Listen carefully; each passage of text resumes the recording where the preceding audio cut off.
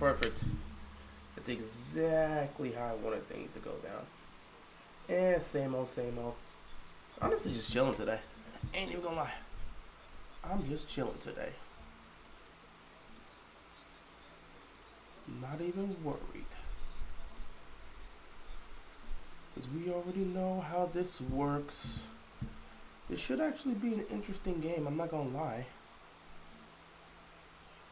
Knowing how these two teams go at it, you know, being divisional rivals, expect it to be, oh, nice catch. Oh my God, what a throw, what a catch. That was a big play by the Lions right there. What a play.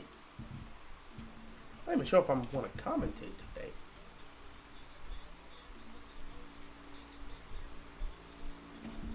Oh my God, that was, oh, thank you. That's exactly what I wanted to do. Yep.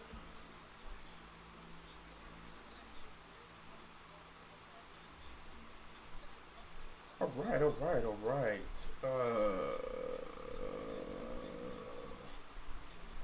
What's going on, everybody? Nothing really happening here just yet, except a wide open play for a touchdown. Lions go down the field and immediately respond. So a lot has happened in this game. Lions got the ball first, I believe. Jared Goff, he throws a pick. Packers get the ball. They only put up a field goal. And the Lions come out here, and in 7 plays, they go 75 yards and score a touchdown. That was beautiful. Very beautiful. Beautifully done drive by the Detroit Lions. Not trying to lag behind in this game. They actually regained the lead. Good on them. Because, ooh, extra point was nearly blocked, but it is good. Detroit regains the lead. I believe this game is in Green Bay, too. So, that's also another good aspect for them. That was a quick drive. That did not take long. I'm here just setting up. And the Lions get the ball, go down the field, and put up a touchdown to regain the lead. That's the type of response you want to see here. Great job by Jared Goff. I mean, Goff does what he does. That's putting the ball in the hands of Goff and letting him just feed these receivers. He's really had a great resurgence of his career. He's legit had a great resurgence of his career since he's been with Detroit, so that's good to see. It's always great to see players, going to different areas, going to different teams. What's going on, Attitude Pop? Going to different teams and just bringing, having a resurgence of their career. That's exactly what you want to see. And Jared Goff, he was left for dead. Lions didn't want him. He comes out here and he does what he needs to do.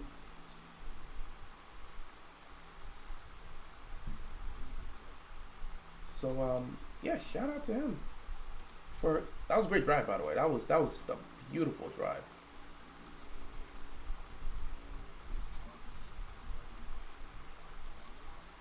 Well, I can easily just use this. I got you. But yeah, beautiful drive here. What's going on, Daniel? How you doing? Appreciate you stopping by. What's up, Luis? We just chilling today. I don't really know if I want to do much of the commentary here. I'm more so just chilling and vibing today, It's Thursday night football. We don't expect this to be a great game, but it is a divisional game. My only hope is that when it comes to divisional games on Thursday night football, it actually lives up to some level of hype because, well, it's a divisional game. You would at least hope these guys can show up to play for a divisional game. It's a rivalry after all. I want to see what these guys can do.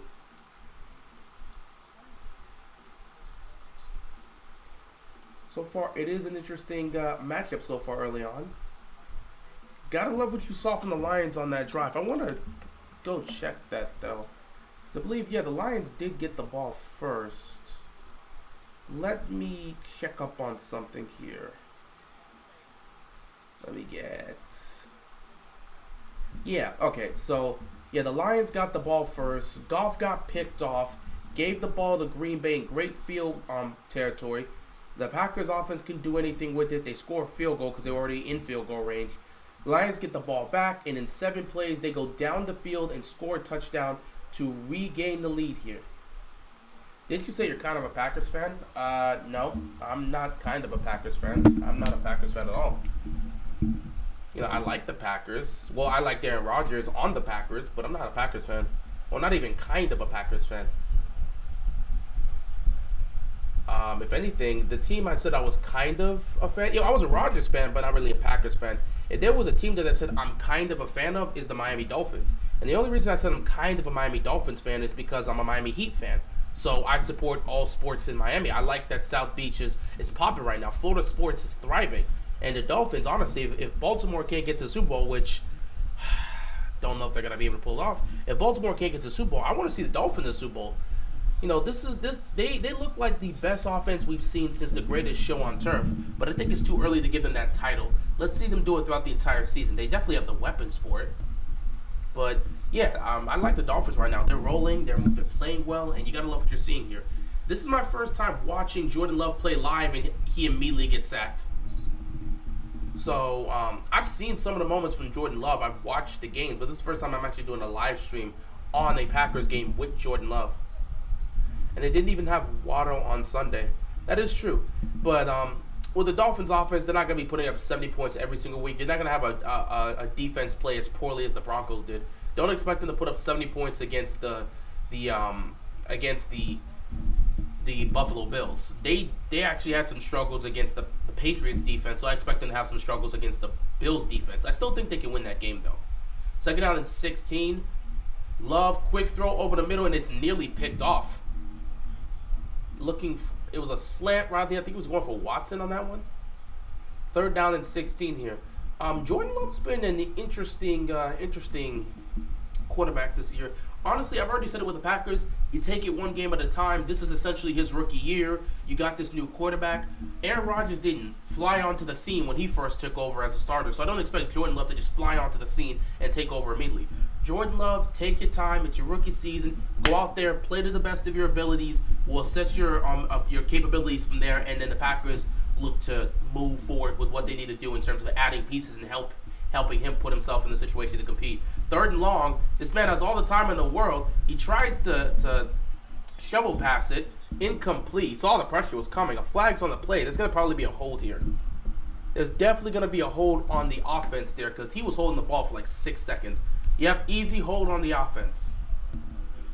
So a 3-and-out again happens here for the Packers offense. They're trying to get themselves going early on. They got some things to figure out for the most part. But early game here. Nothing to specifically worry about if you're the Packers. There's still plenty of time left to get things going. But yeah, I just feel like the Packers themselves, just take your time. This doesn't have to be a rush job here. You think we try Brian Billick as DC? I don't even think Brian Billick wants to coach anymore. When's the last time he's coached anything? If anything, if you want to hire somebody, you would want to look to hire. Actually, forget that. I don't think Rex Ryan want to be a defensive coordinator anymore. I think honestly, if Robert Saleh keeps backing up Zach Wilson, my mistake. What happened now? False start on the offense. Okay, so now that's gonna back them up even a little bit more. So they're gonna have to repunt this. If Robert Saleh keeps backing up Zach Wilson the way he is, and and Zach Wilson continues to play as poorly as he is, Robert Saleh is gonna lose that locker room. And if that ends up happening, I'm just saying, the last bit of success the Jets had was with Rex Ryan as your head coach. Rex Ryan could see himself, if he wants to coach, which it sounds like he wants to get back into coaching. I'm just saying, it sounds like he wants to get back into coaching. If Rex Ryan wants to get back into coaching, I don't think it would be a terrible idea to bring that man back. Like the last time the Jets had legitimate success, i.e. going to back-to-back AFC Championship games, who was the head coach? Rex Ryan. They have not had a lot of success. In fact, I don't think they've had any success since that guy has been head coach for the team. So if that guy wants to get back in the fold and Robert Saleh keeps backing up Zach Wilson the way he is, which again, I feel like Robert Saleh is in a tough position. But maybe he shouldn't go too... I don't know. He's in a tough position. What's going on, Josh? He's in a tough position because as the head coach, you have to back up your starting quarterback. This dude, Saleh, was not expecting to be in a situation where you'd have to be backing up Zach Wilson.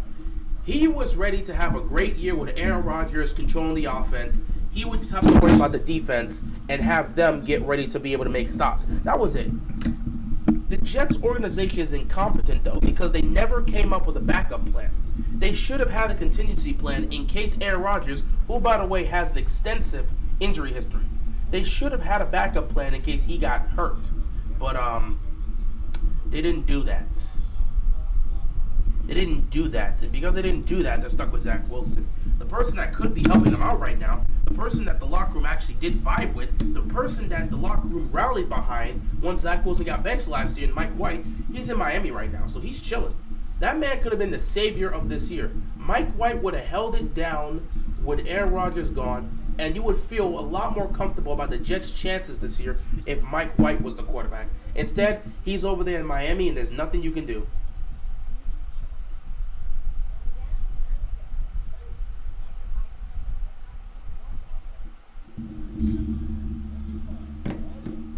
But it is what it is at the end of the day. Let me check this out for a second. It's gonna be nice.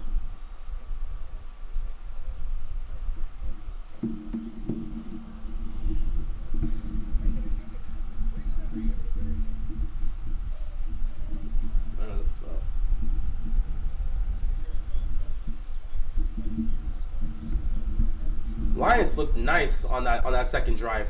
Oh, that's a great play. That was a great pick right there.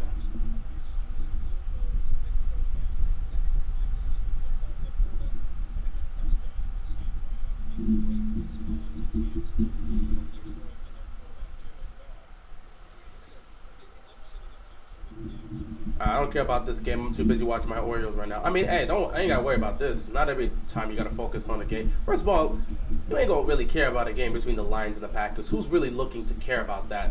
Ooh, play fake here. Nice overthrow by Jared Goff. How do you feel about WWE shining Jade Clark? I don't have an opinion on that. I'm gonna be honest. I don't remember the last time I've watched the WWE. Last time I watched any sort of wrestling was a AEW, and I was like a year and a half ago. That was when I remember watching it when CM Punk first went back over when he was first, getting into the AEW when they first introduced him. And I know he's no longer there now, so I don't remember the last time I've watched wrestling. I'm out of it, so I can't really help you on that. I don't have an opinion about him getting signed. I haven't watched wrestling in a long time. So they're gonna get a little bit of a delayed handoff here. Ooh, nice run. Picks up about 7 yards. Cowboys and Niners Sunday Night Football next week. I'm ready for that game. That's the only test. I'm gonna be honest. I don't really care what the Cowboys do in the regular season. I do not care about what the Dallas Cowboys do in the regular season. I'm not gonna buy the hype, and I'm not gonna buy the hate. They got one game and one game only to show me what they're made of. Week 5, Sunday Night Football in San Francisco. You have lost to the Niners in back-to-back years. If you can't beat that team, that's all I need to know. Prepare for another disappointing playoff performance. 3rd down and 3 here. Goff over the middle. Ooh, nice. Throw in, catch, first down, picked up here. Is that St. Brown again? No, this time he went to Reynolds. So Reynolds gets this catch, picks up the first down, and the Lions continue to move the ball effectively. I really do like the Detroit Lions this year. I really do hope they can find a way to make the playoffs. It would be nice if they actually could make the postseason. And again, Goff is playing well. Who's first place in the AFC North? It's a 3-way tie right now. Baltimore's 2-1, Cleveland's 2-1, and Pittsburgh's 2-1.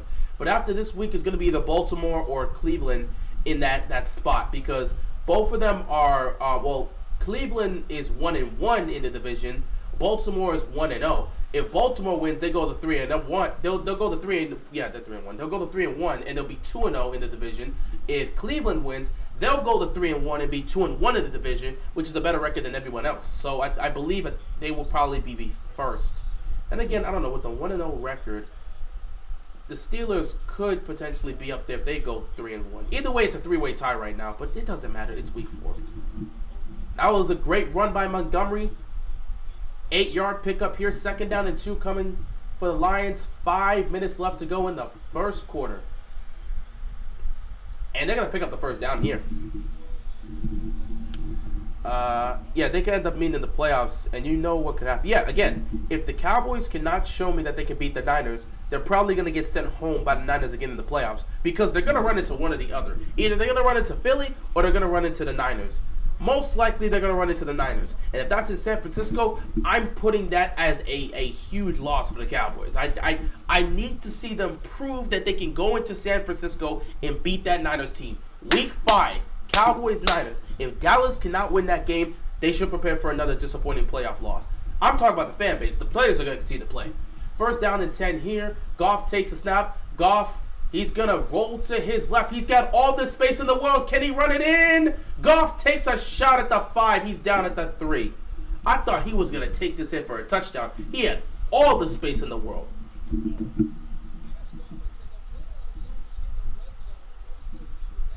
And I don't know if they lose to the Niners. If they lose to the Niners, no, they won't be in a bad position. If they doesn't mean they'll be bad in the postseason. I don't know if they lose to the Niners. They'll be bad in the postseason? I mean, are you saying that it won't correlate? Like them losing the regular season doesn't mean they'll be bad in the postseason? Is that what you're trying to say? I mean, it could be like us when the Chiefs owned us for a while. We finally. Nice stop by the Packers defense here. Second and goal coming up. I mean, it could be like us when the Chiefs owned us for a while. We finally beat them. We've beaten them once in the Mahomes era. So you're saying that losing to the Niners doesn't mean they'll be bad in the postseason. I'm not saying they'll be bad in the postseason. I think they'll be great in the postseason. What I'm saying is, if they can't prove to me that they can beat the Niners, I'm not going to trust them to go beat the Niners in the postseason. If they can't beat them in San Francisco in the regular season, this is a team that's beaten them, that's knocked them out of the playoffs in each of the last 2 years. They beat them in their house, they beat them in their own house. So they won in San Francisco, they won in Dallas in each of the last 2 years. If they cannot beat this team on week 5, oh, that's an easy touchdown. Look at that. Look at the hole that was created by the offensive line. Touchdown Montgomery. The Lions go up 14-3. So yeah, again, they'll have a chance. Obviously, the Cowboys will have a chance. But me personally, if they cannot prove to me that they can beat the Niners, I'm just going to sit back and say it's going to be much of the same. They'll have an amazing regular season. They may win the division, but again, I think Philly has it on lockdown. They'll probably win a playoff game, and then in the divisional round, they'll bump into the Niners and lose again. Every year, it's the same talk with Dallas, and it all comes down to the quarterback. You have the weapons on offense. Yeah, you built up this defense to be one of the best in football. It all comes down to Dak Prescott. All I'm saying is, if you cannot prove to me you can beat the Niners, I'm not going to believe you can do it in the postseason. And yeah, you use the comparison between the Ravens and the Chiefs, but let's be honest. The Ravens have only beat the Chiefs once in the Mahomes era. That's once. So 2018, we lost. 2019, we lost. 2020, we lost.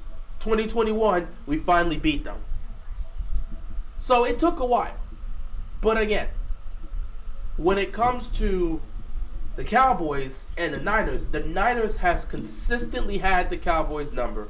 And if the Cowboys cannot prove to me, with the way this Niners team is stacked and loaded, that's my Super Bowl pick. I liked the Niners last year. I had them going to the Super Bowl. I felt that if Brock Purdy did not get injured in that game against the Eagles, they still had a chance to win that game. But unfortunately, he got hurt.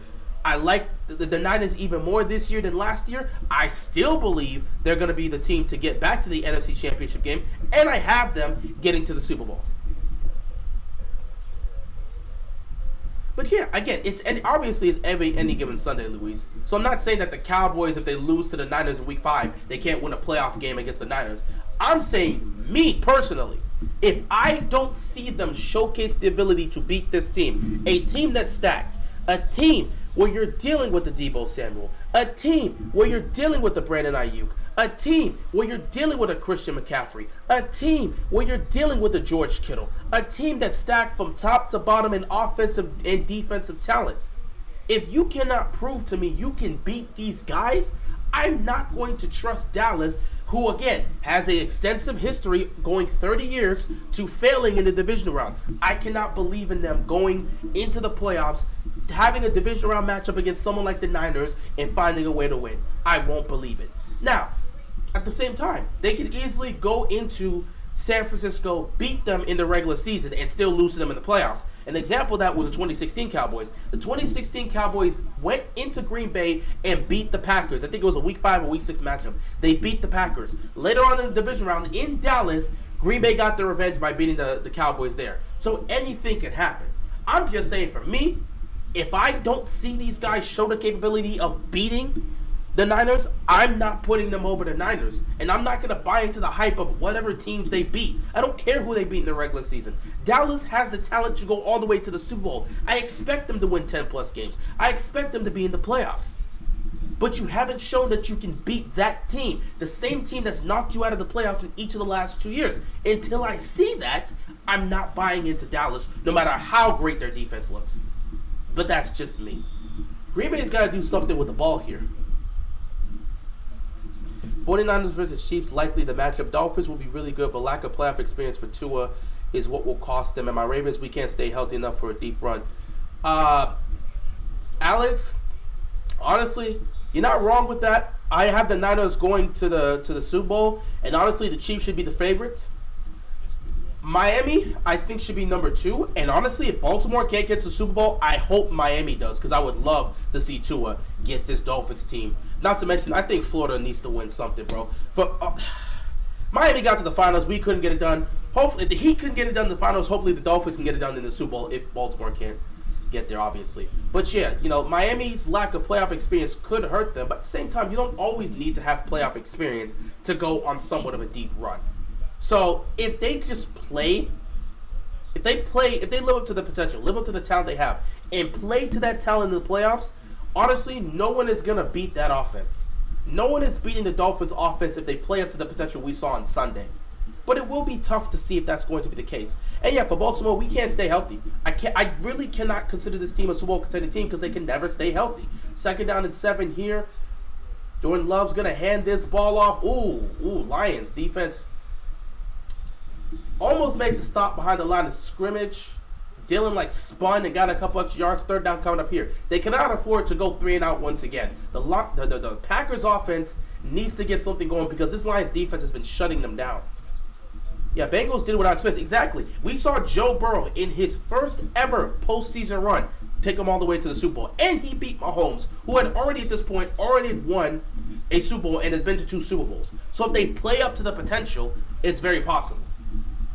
That's why I really like Miami, but Tua has to stay healthy. I think Tua can win the MVP, and they can get to the Super Bowl if he stays healthy. 3rd and 3, fires it over the middle, and just completely misses Dobbs. Dobbs is wide open, and Jordan Love missed him. That's a tough miss. He hasn't had a lot of those misses this season, but that's a tough miss.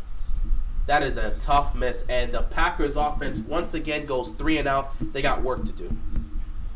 You think the Jets now are just wasted primetime games, or you think that defense will keep them in close games? Depending on the opponent, the Jets defense is good enough to keep them in close games, but you're not going to expect an exciting matchup between any of the Jets opponents. Whoever the Jets face is not going to be an exciting game. Okay? You had the moment in week 1 because Aaron Rodgers goes down and they rally for A-Rod. So that was an exciting matchup. That was an exciting primetime game because it was all for A-Rod. But after that, it's just not gonna work, bro. So it is what it is. I hope they flex it. I hope they flex the Jets' remaining primetime games. They probably will. The NFL has the ability to flex games, so as the season goes down the road, they'll probably look to flex for better matchups as the records start to be more defined for each team. Where it's like, okay, these 2 teams are great. They're meeting up. Let's flex this game. What's going on, Charles? Let's flex this game and take out that Jets game. They'll probably look to do so. The Lions are different this year. Again, with the Lions, it comes down to their defense. It comes down to their defense. The Lions' offense is the same as last year. They added pieces, but the Lions' offense was one of the best last year. They could score. They could put points on the board. But what's different this year is the Lions' defense has improved from what it was last year. They're looking more like their second half self than their first half self. Now, if they can do that throughout the 17-game period, the Lions will have a great shot to win this division, especially since the Vikings keep choking games. Goff gonna float this ball. Oh my God, that is caught! That is caught by Reynolds. 1-on-1. Goff floats the ball up and it is caught. The Lions are not messing around.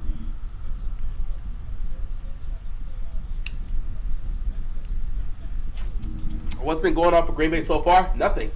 The defense is giving up touchdowns. Offense is going 3 and out. That's what's happening right now. We can't catch a break on our football and basketball team. That's life, man. I ain't tripping over it. Reynolds with some great catches. 1st and 10. Uh-oh. A bit of an end around here. And he's got space. He's got space to the 30, to the 20. Oh! Inside the red zone. Raymond was this close to breaking free and scoring a touchdown. The Lions continue to move the football. They continue to be effective. A little bit of trickery here and great blocking. Lions, my God. That was a great play. Ford had to make a touchdown-saving tackle right there. 1st and goal here for the Lions, which we'll see what happens in the second quarter. We'll see what happens in the second quarter. That's the end of the first.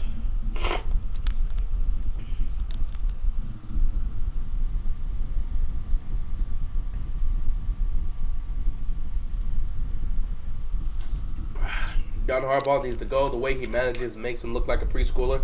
Who are you going to replace him? It's week 3. Well, it's week 4 now. Who are you going to replace him? You can ask for a coach to be fired. Who's going to take his job? Like I said, if John Harbaugh was to ever go, it would have to be in the offseason. You guys keep asking for him to be fired in the middle of the season. That's not going to happen. You can continue to say that he's going to be fired or he should be fired. He's never going to be fired in the middle of a season. It will always be at the end of the season. He's earned that. Again, the Ravens will never fire John Harbaugh during the season. That's not going to happen. So no matter how much you guys want to keep saying he's got to go, he's never going to leave in the regular season. So I don't know why you want to continue to bring it up. You can keep bringing it up every week. He's got to go. He's going nowhere. So if that's how you want to vent your frustrations, feel free to. But they're not going to fire John Harbaugh during the regular season if they even wanted to fire him. How do you feel as a Ravens fan in your? How do you feel as a Ravens fan in your team?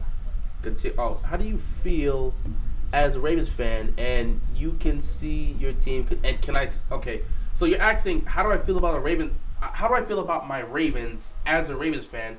And can I see them continue to lose, or do I think they're gonna continue to lose down the road? How do I feel about the Ravens? The same way I felt about the Ravens in each of the last 3 years. We have the potential to compete for a championship, but we can't stay healthy. And since we can't stay healthy, we're not ever going to live up to our potential. Simple as that. That's how I feel about the Ravens. The fact that we keep suffering these injuries and we can't stay healthy is going to be the biggest factor as to why we can't win a Super Bowl in this era.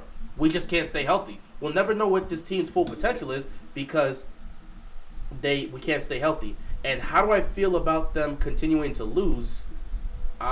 They've only lost 1 game, so I don't know what you mean by how do I feel about them continuing to lose. So I'm not sure about that part. But how do I feel about the Ravens? Yeah, I feel like they have a chance to compete, and they do have a contending roster in terms of talent. But the fact that that roster can never stay healthy, mixed with some questionable coaching decisions at times, that's problematic. And if they can't stay healthy, and sometimes there's some decision making, especially in the fourth quarter. I never like what they're doing coaching wise in the fourth quarter. The offense always gets conservative in the fourth quarter, and it's disgusting and it's problematic. They're always playing to not lose instead of playing to they're just playing to not lose instead of playing to win. Instead of going out there every drive and being as aggressive as they were in the previous 3 quarters, they play not to lose. And when you're a football team playing not to lose, you're gonna lose a game. It's only a matter of time before that catches up to you, especially in the postseason. Quick throw here. Does he got the blocks? Does he got the blocks? Oh, he tries to break out of a tackle. 2nd and goal coming up here for the Lions. I wish they kept Flacco in for a few more weeks in 2018. Then Harbaugh would have been gone. They were never going to do that. The minute they started winning with Lamar Jackson, it was over. And even so, I still don't fully buy into the fact that they would have fired Harbaugh. The biggest factor is, again, Harbaugh and DaCosta are great friends. They have a great relationship, and they're literally next-door neighbors. I don't see you firing your next-door neighbor. I don't think. Steve would have to come into that, and Steve doesn't seem even remotely close to firing Harbaugh. Oh, my God, if Reynolds did not trip up, he's got a touchdown. If Reynolds does not trip up, he's got a touchdown. Goff put it right where it needed to be. Reynolds tripped up on his route. And if he does not trip up there, Reynolds has a touchdown.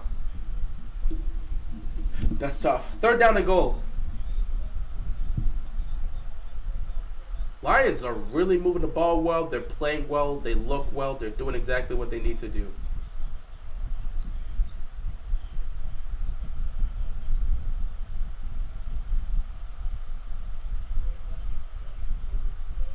Goff, he's going to have to roll. Pressure's coming, and he's going to have to get rid of it. Incomplete. They're going to, flag on the play. Flag on the play. What is the flag for? Is this going to be on the defense? If it's on the defense, that's going to, holding on the offense. That is some lucky luckness. Holding on the offense, it's going to be declined. Oh, no, they're going to get the 10-yard penalty. My mistake. 10-yard penalty, repeat, third down. Honestly, you're not going to try to take a risk for the end zone. You'll take the field goal. Honestly, it feels like Harbs has a say on offense. He does. He's a head coach. Look at Monken at UGA. He was so aggressive, even taking shots on the first play of the game. Yeah, but what you have to understand is when Monken was in Georgia, they actually started off slow offensively. That Georgia offense started off slow offensively because the guys had to get used to the play style. They had to get used to the plays, had to get in the same rhythm. So offensively, Georgia started out slow. But once they figured out the rhythm of Monken's offense and once they got it together, it was full speed ahead for them. Third and goal again. Goff gonna check. Try to check it down to Jones Jr. And he couldn't hold on. Incomplete. Fourth and goal. They'll kick a field goal. So yeah, Monken's offense took time in Georgia too. But once everybody got it down, once the chemistry was there, and once everybody was on the same page offensively, the offense took off. So again, it's week 4 now, so it's gonna take some time to get used to Monken's offense. I expected these. The fact that you guys assumed this offense was going to take off right off the bat, I told you guys, it's not going to start getting together until like week 6. We're still 2 weeks away from Monken's offense actually looking the way we hope it can be. So if we're here week 6 and we're seeing the same issues with Monken's offense, we'll start having the conversation.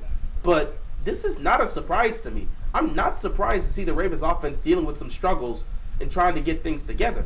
It was week 3 last week. It's week 4 this week. They're going up against a tough Cleveland team. I expect there to be a lot of struggles. I will not be surprised if the offense has struggles against that Steelers, against that Browns defense. And I won't be surprised next week if they have trouble against the Steelers defense.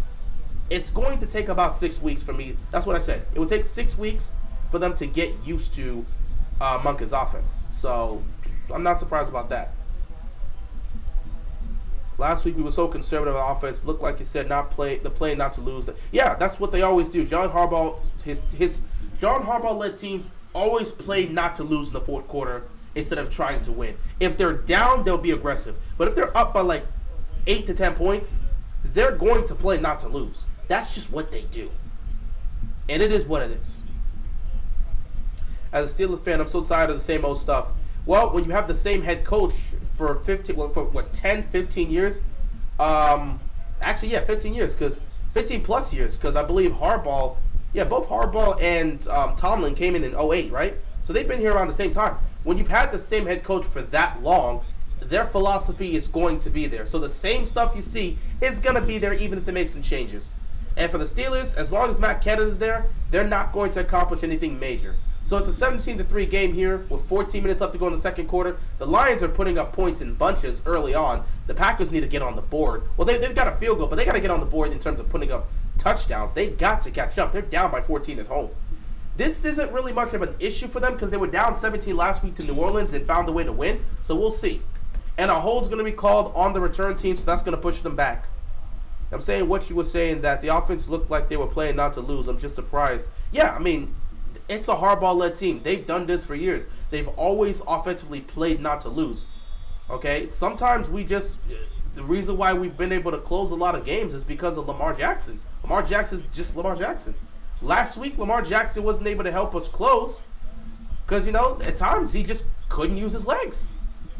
They were fundamentally sound and they relied on the passing game. And again, it wasn't like the passing game was bad. It's just when pressure starts hitting, some of these guys ain't ready for the moment. Interception! And the Lions are going to get a pick 6 here. Can he get it? Can he get it? Oh, no. He's going to be stopped at the 5. Jordan Love throws an interception. That throw looked like it was tipped and it was picked off. And right now the Lions are on the verge of blowing this game wide open. Jordan Love's having a rough first half here, and things ain't looking good. So let me see this. It was a play fake here. Faked it to Jones. The linebacker, let me see this. Linebackers were fundamentally sound. It was the linebacker is what caused that. Linebacker stood tall. He stood tall. Jordan Love expected the linebacker to move. He didn't see the linebacker in the middle of the field. The linebacker stood tall, was right where Jordan Love threw the ball because he was going to Christian Watson, who was wide open. Linebacker tipped the ball in the air. It gets picked off. And just like that, both teams have committed a turnover, and it's 1st and goal for the Lions. If you're the Packers defense, you have to make a stop. You cannot afford to give up a touchdown here. Matt Canada's got to go. I've been saying this for the longest, but our ownership doesn't want that. You guys know your team doesn't fire coaches, right? They mysteriously retire or their contract expires. So either Matt Canada needs to retire from coaching or his contract has to expire. But you don't fire coaches. The Steelers don't fire coaches. So he's not going anywhere unless his contract mysteriously expires. 2nd and goal. If you're the Packers defense, you got to hold on. You cannot afford to give up a touchdown. Instead, you let Montgomery run in for 2. And that just happened. David Montgomery with his 2nd rushing touchdown of the game. It's a 23-3 game. The good news about this, if you're a Packers fan, is there's still plenty of time to pull off a comeback. There's 13 minutes left to go in the 2nd quarter. There's plenty of time to get back in this football game. And again, they were down 17 last week and pulled off the victory. Now here's the problem. You can't turn the ball over inside your own 20. You cannot turn the ball over deep into your like you're legit at your own goal line. You cannot turn the ball over there, and you have to put together some drives. 24-3. So Green Bay at some point is going to have to figure something out. Watson gets picked off thanks to the linebacker reading him perfectly, tipping the ball in the air, and giving his defense his fellow defenders a chance to get a play. And Montgomery ends that off with a touchdown run into the end zone to give them a 21-point lead. That's not a good look for the Packers. Jordan Love on national television, his first national televised game, and he's looking bad.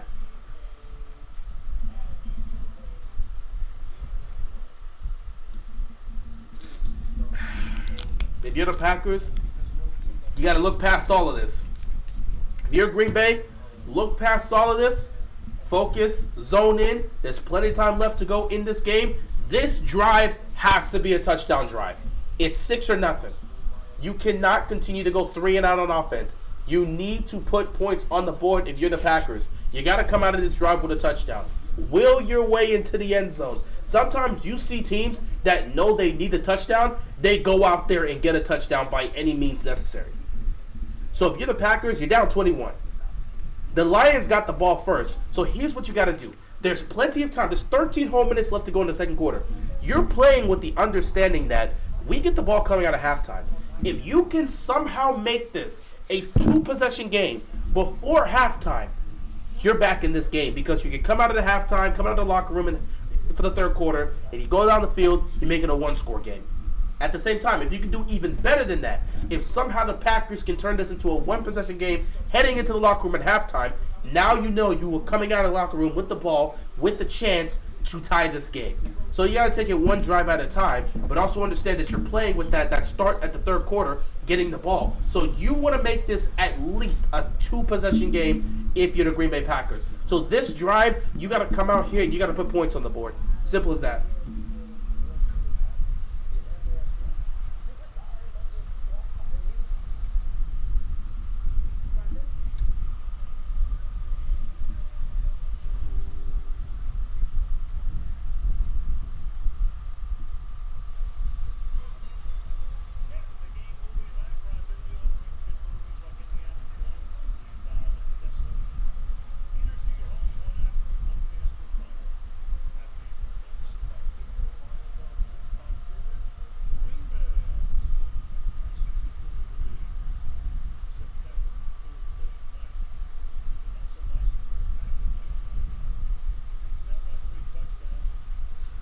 All right, Packers.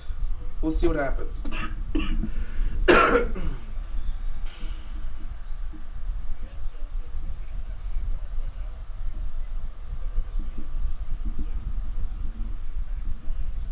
didn't realize the Packers.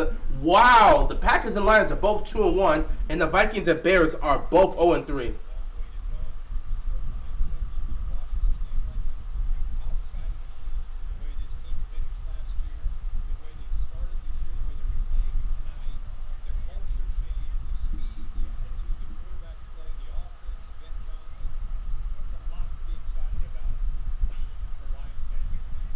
The Orioles have run the division. I'm glad for them. Congrats for the Orioles for winning the division. They've had a great season. I'm not gonna lie. I think they have a solid chance. I think they have a real solid chance to go far in the playoffs, but I don't see them winning the World Series this year. Then again, I don't think that was a huge aspect that people were really expecting for the most part. Like I don't think anyone was coming out here saying, "Oh yeah, Baltimore's gonna win the World Series." And you know what? I'm fine with that. But I think they have a real good shot to at least make some noise in the playoffs this year. Obviously, they're heading in the right direction. And that's all I can ask for. That's all Baltimore can ask for. I don't even know what they were doing with that play call. You find yourself in a 3rd and long situation. What was that toss? That was an awful play call. Awful decision by the by the Packers. What is this play calling? That I don't even know what you were doing with that. I legitimately don't know what you were doing with that.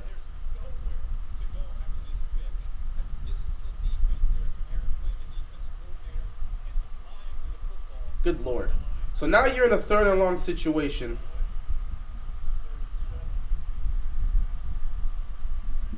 Third down and 7.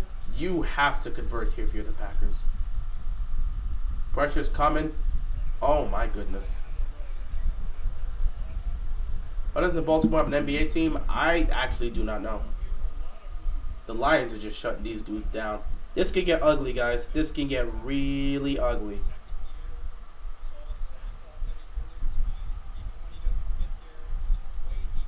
Because they said Baltimore is one of the most dangerous cities. It's not dangerous enough to have a... So wait, it's too dangerous for them to have a basketball team, but not dangerous enough for them to have a baseball and a football team? And Chicago has a bad... Yeah, Chicago has a bad rep. They have a football team, a basketball team. Detroit has a bad rep. They have a basketball team. Philly has a bad rep. They have a basketball team. So I ain't going to use that saying that they have a bad reputation or it's because they're one of the most dangerous cities. So is Chicago. So is Philadelphia. So is Detroit. They still get basketball teams.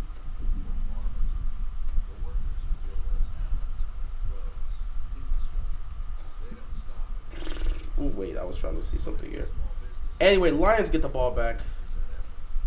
I'll say that's why the NBA team don't want to give them one. Not me personally, but yeah, I kind of get it, but I still don't get it because like, why would you give?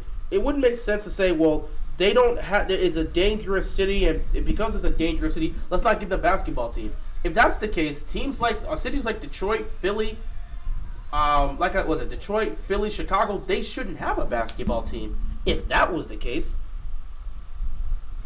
At least that's what I'm saying. But, you know, it is what it is. I ain't tripping about it.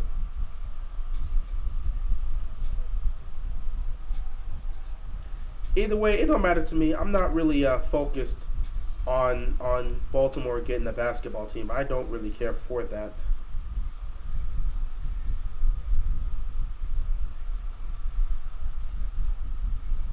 If B-More got a team, you still a Heat fan? Yes. Just because Baltimore got a team does not mean I'm going to erase about 15 to 20 years of me being a fan. I'm not just going to abandon the team I'll support Baltimore. I'll show some love. But I've been rocking with Miami since like 04, 05. I'm not about to just get rid of 15 plus years of fandom to come fully support a Baltimore team. I'll show some love and support to Baltimore, but I'm not about to just switch up on the team I've spent pretty much all my life supporting.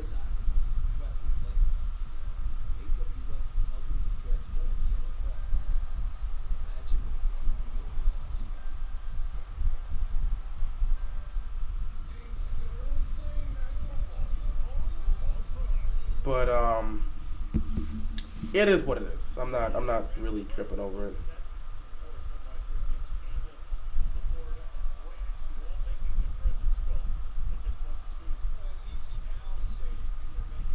Either way, Detroit right now is kicking the crap out of this team.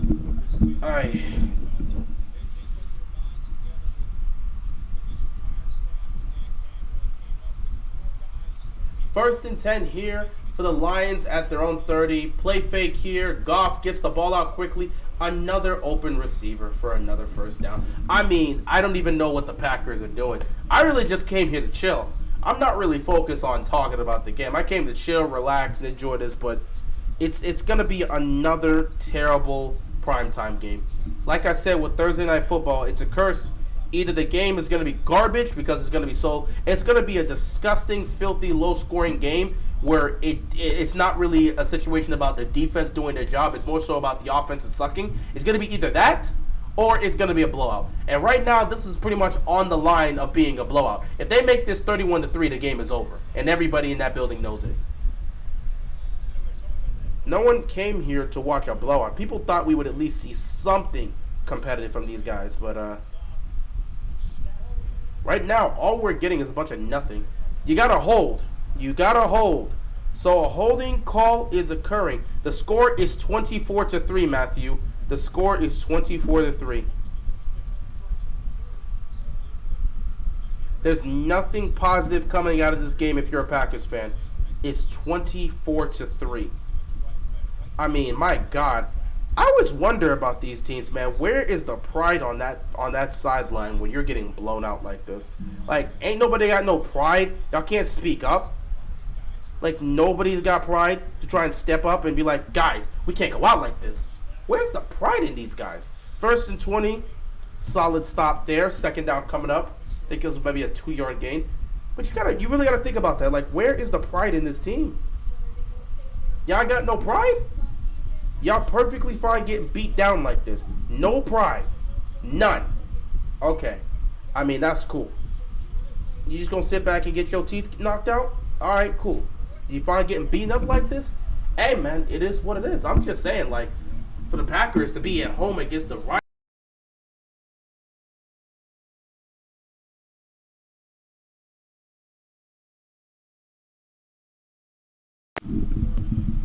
Third down and 18 coming up. Got to show some life here. At the end of the day, the game is not over. You just need to show some life. Defense is trying right now, low key. Can't even lie. The defense is trying to do their jobs, man. They're trying right now. They actually trying. They're getting to Goff. They're getting to Goff and putting the pressure on. So they're actually trying. Third down and 18 for the Lions.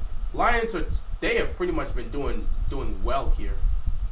And a false start happens. The Lions actually make a mistake this time.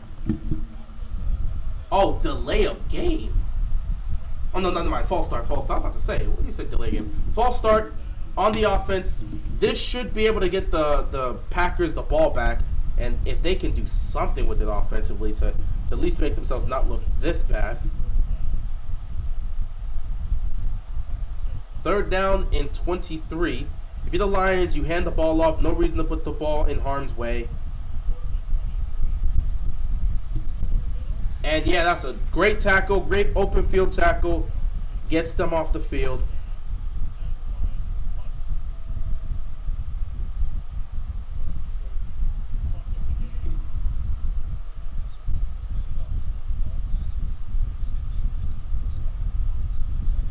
So, fourth down here. They're going to punt the football. 9:30 left to go in this half.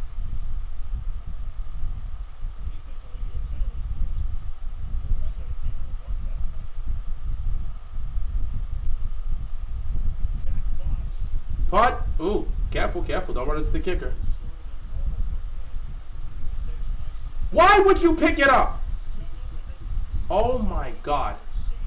The Packers are incompetent as hell. They almost lost that. Why would you decide I'm not going to pick it up, and then you're like, yeah, let me pick it up.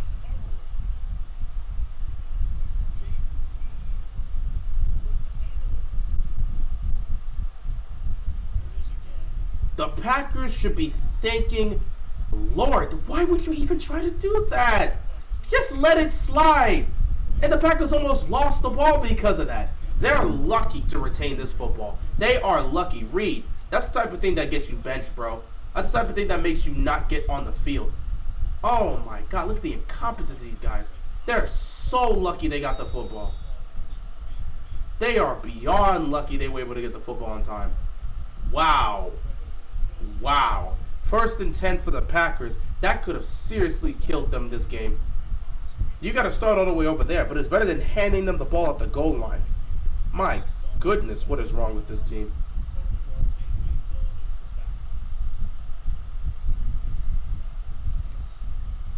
First and 10, Jordan Love's already running for his life. Got to get the ball out of his hands. He somehow gets it out. Nothing to gain there, really, but it's better than nearly giving the ball up at this point.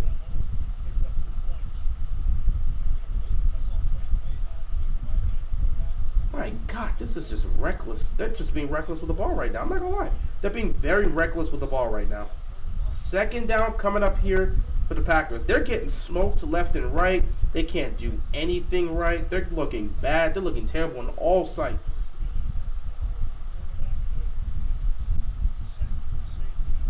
That could have been a safety. 2nd down and 9. Love fires. Caught. Couple yards picked up. 3rd down coming up here for the Packers. Once again, this offense isn't doing anything. They desperately need a 1st down here. With the way this game has looked, they have got to get something going. 3rd down and 4 coming up here for the Packers. They got to get something going offensively, honestly. 3rd and 4. Gonna move Dillon up here. Loving the shotgun. Oh, that's a jump. They got to jump. They got to jump. That should be a 1st down. That should be a 1st down. It was a jump. It was a jump. It was a jump. That should be a 1st down. That should be a 1st down for the Packers. The Lions jumped. The Lions jumped off. They jumped. Offside on the defense. The Packers were saved. They actually have life once again, thanks to a mistake made by the Lions. So far, self-inflicted wounds are the only reason the Lions have points, and it's the only reason why they've been able to move the ball. Self-inflicted wounds. Don't do Sunday Night Football because that's going to be a beatdown. I'm not doing Sunday Night Football this week. I'm prepared for next week's Sunday Night Football. I already know this Sunday Night Football is going to be just a beatdown. I'm not watching Kansas City take on the Jets. I'm not trying to watch that nonsense. Zach Wilson's going to get cooked left and right. Don't need to see that. And then they're going to be spending every possible second talking about Taylor Smith, which I'm not trying to hear. Like, no one's trying to hear that when watching the football game. Everybody loves Taylor Swift. She's awesome. She's amazing. She's entertaining. She's funny. We got it. We got it. We got it. But we're here to watch a football game. Not to have you guys talk about Taylor Swift and Travis Kelce's relationship for the 15th billionth time. I don't care. I really don't care. So no, I will not be indulging in Sunday Night Football between the Chiefs and the Jets because I have no interest in hearing that nonsense. 2nd and 13. Can the Packers do anything competent on offense? Love gets sacked. I mean, at this point, if you're a Packers fan, you probably are turning your TV off because nothing competent is happening in this game. Like Jordan Love is doing nothing. He's getting the protection's not there. When the protection is there, he's not getting rid of the ball. He's holding on to the ball. He's not making great reads. I don't know what to tell you right now. He's looked bad, and now it's 3rd and 21.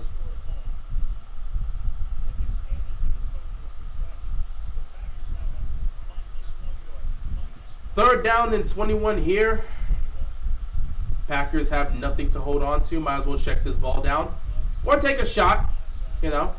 If he could have stayed in bounds, it would have helped. Dobbs makes the catch, but you're well away from the 1st down marker. So punt the football. The score is 24-3. Lions are up 24-3. So might as well punt this football here.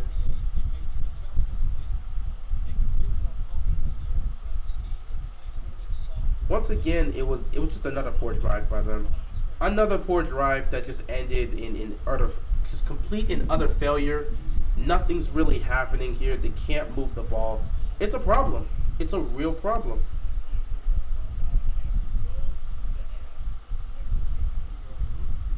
There's still plenty of time left in this game, but the Packers cannot move the ball. Dude, the Lions have changed lately. I mean, yeah, they made improvements. They've made improvements. You brought in the head coach that brings out the best of his players and motivates them, and they buy into what he's saying. And you bring in some talent. You got a young quarterback that was given up on by the Rams, and it worked out for them. At the end of the day, I think both sides are happy. The Rams needed a win. They were in win-now mode. They needed a quarterback that could help them win now. They got that in Matthew Stafford. The Lions wanted a young quarterback that they can build and develop, and they can build and develop a team around. They got that in Jared Goff, and it worked out for both of them. Rams got their ring, and the Lions are on the rise. So I think everybody's happy with the overall, aspect or outcome of that trade. I think that's a trade that benefited both sides, especially thanks to Goff emerging over the last several years. If he had not emerged, that would have been a problem. But he's shown the improvement. He's gotten better, and it helps. So that's a good aspect here. Man's got coordinated headphones. These are just my regular headphones. They're actually soundproof headphones. So if I didn't want to hear anything right now, I could just turn it on. But I don't have that soundproof headphones on. So I have these as my regular headphones that I usually wear.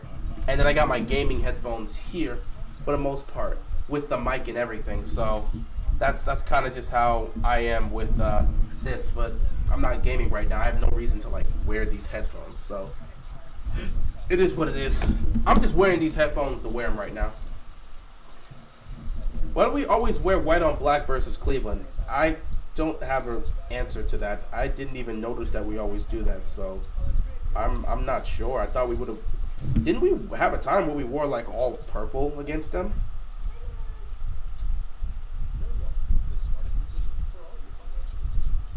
Y'all stay away from both Sunday night and Monday night football games because the New York football teams are bums.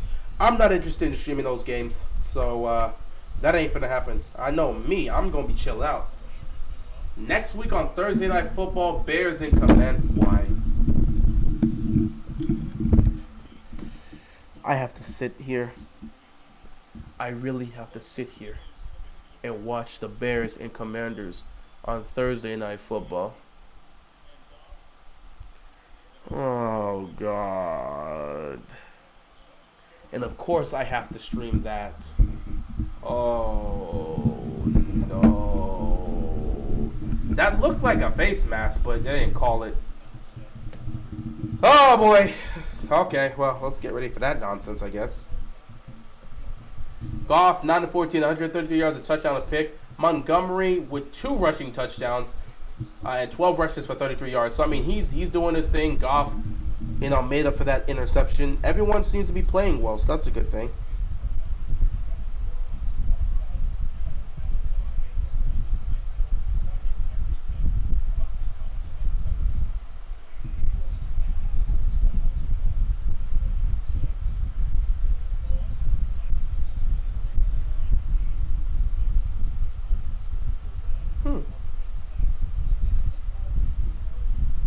Okay. Third down coming up here for the Lions offense.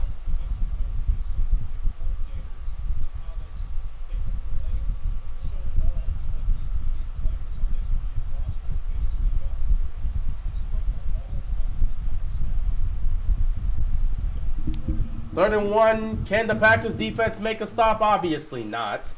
I mean, what were you expecting? So, the Packers offense can't score. The Packers defense can't make a stop. I mean, what are we actually doing here? It's just not a good look overall for them. The Packers came out and looked awful. And right now, the Lions are going to have a great opportunity to have sole ownership of the NFC North. I am so disappointed in the Vikings. I thought they could break the mold. I had the Vikings winning the division because I thought they could break the mold this time. That ball was tipped and nearly picked. It actually wasn't nearly picked off. It was tipped and just incomplete because, I mean, it could have gone into the hands of a defender there. So, it is what it is with that. Second down and 10.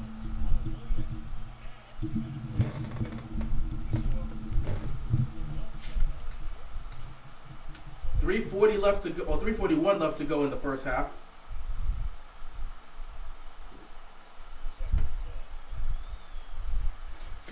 Goff fires over the middle. It's dropped by Laporta. That was a great throw. That should have been caught.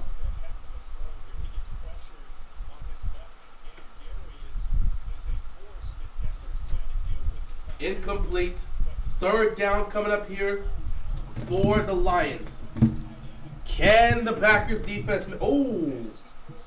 I'm surprised with the way the ruling is nowadays. I'm surprised they did not call roughing the passer there. I am so surprised they didn't call roughing the passer.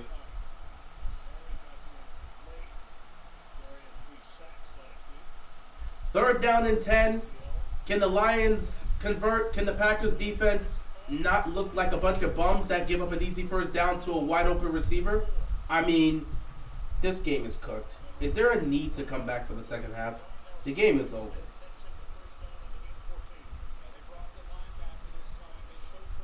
Like, I'm being dead serious. Is there an actual need? Is there legitimately a need to watch the second half? Look at this. Free release. Nobody covered him. I mean, it's St. Brown just wide open. St. Brown coming across the middle of the field, wide open. He breaks a couple tackles, but still. Dude, the Lions are averaging 7.3 yards per play. The Packers are averaging 0.8 yards per play. How the hell does that happen? Goff keeps his feet. Goff fires. It's caught. Another first down. Sean Payton's a bum coach after that embarrassing. Well, I mean, every coach has suffered an embarrassing loss. You know, that was definitely an embarrassing loss. But you know what is what it is. Doesn't really make him a bum. At the end of the day, I think as a whole, that Broncos team is just... I don't think it can be saved. I tried to tell people that Sean Payton's not a miracle worker. There was some Broncos fan that was telling me not to underestimate what Sean Payton can do for this Broncos team. And I told you that I'm not going to buy into this magic that Sean Payton was going to save the team. I had the Broncos being better this year, but to think I was going to sit back and say, oh, yeah, they were going to be some team that was going to be magically changed just because of Sean Payton. Yeah. How's that working out for them? Timeout here for the Lions. Oh, no, they're my 2-minute warning. So after a disgusting first half, is there anything to come back to? Like, I'm serious.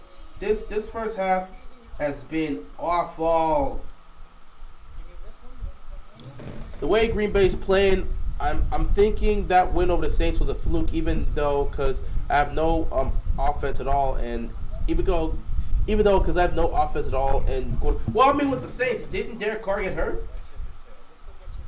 They said Derek Carr got hurt. If he got hurt, it was knocked out of the game for the rest of the game. It makes sense how they pulled off that comeback. If you don't have your starting quarterback there, it's hard to be able to keep up the momentum. So if it's a situation where you saw Carr get hurt, he got knocked out of the game and didn't return, then it makes sense as to how the Packers pulled off that comeback.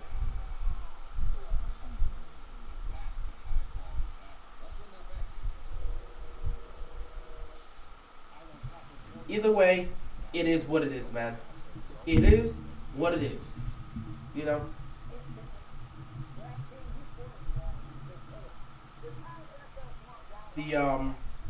The defense tonight is looking very sad for the defense tonight is looking sad for the Packers. Offense tonight is looking even worse. Jordan Love does not look great. The offense does not look great. This has been the first half of hell for the Packers. The Lions might actually win a division this year, and I'm so disappointed in the Minnesota Vikings.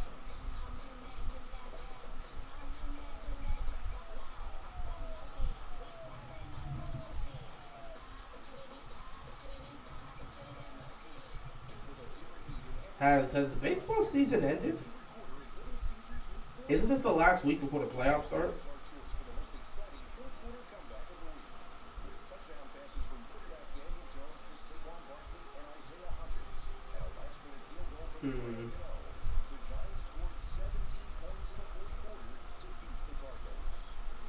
I mean, look, I want to see when the regular season ends.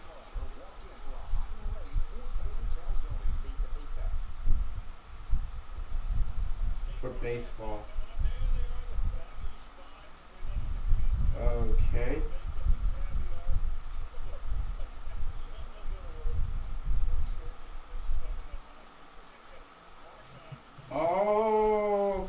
The last day is Sunday, October 1st. So the MLB season ends October 1st. Those will be the last games. And then we head into the playoffs. Okay, that's good. Gonna hand the ball off here for 1st and 10. And because the Packers defense is Swiss cheese, they can't stop a nosebleed. Ugh. My God. This defense. Ugh. Even though I want to sit back and be like the defense is trash. But I feel like I can give them an excuse today. The offense has done nothing. 3 and out, turnover, 3 and out. Do you know how tired this Packers defense is? This Packers defense is exhausted. Sometimes we get sometimes we're too aggressive towards the defense. We're too aggressive on the defense when we forget that the defense is out there so long because the offense is trash. Both sides are horrible. I'm going to give an excuse to the Packers defense. They're exhausted. Let me read you what has happened for all of the Packers drives on a play-by-play standard. First drive, 4 plays. It was an interception by Goff, which put them into field goal range. First drive, 4 plays, no yards picked up, 1:35 taken off the clock, and it was a field goal. Second drive, 3 plays, they lost 11 yards, 1:06 on that drive, they got to punt the ball. Third drive, 3 plays, 7 yards, 1:34 time of possession, they had to punt once again. Fourth drive, 1 play, no yards picked up, an interception by Jordan Love, 16 seconds time of possession. Their fifth drive, 3 plays, 3 yards, 1:41 taken off the clock, and they had to punt again. Their sixth drive, 5 plays, 16 yards, 3.5 minutes taken off the clock. I mean, my God, what is the defense supposed to do when every time the offense gets out there they go 3 and out? At some point, the defense is going to be tired. There's nothing we can say about it. The Packers' defense is exhausted. 6. 1, 2, 3, 4, 5, 6 offensive drives for the Packers in the first half. Not one of those drives was able to go down the field. 4th and 6, they're going to get the ball back. Meanwhile, you look at the Lions, past the interception. 7 plays, 75 yards, 3:43 taken off the clock. 8 plays, 55 yards, that resulted in the touchdown. Next touchdown drive, 8 plays, 55 yards, 4:16 time of possession. Next drive, field goal, 6 plays, 61 yards, 2:13 taken off. Next drive, this is where you got a 3 and out, the defense makes a stop, and then they force a punt as well. So you're watching the defense is doing whatever they can. Field goal here to make it 27-3. And then you look at this drive that resulted in the field goal, they took nearly 5 minutes off the clock. I mean, this defense has to be exhausted. Get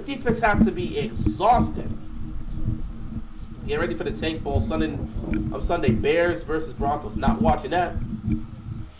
If Washington beats the Eagles, that will be the 4th undefeated team they beat. Very possible. You know, it's possible for Washington to do that. It's a divisional game, so anything can happen. You just got to be fundamentally sound. So there's 34 seconds left. The Packers have 2 timeouts. They've done nothing on offense the entire first half. Can they actually get something going here? A field goal would be anything positive to take into halftime. Because the one field goal they have, it means nothing. Their defense gave them that field goal because they picked off Goff and put them on a short field. This offense has not picked up 2 first downs.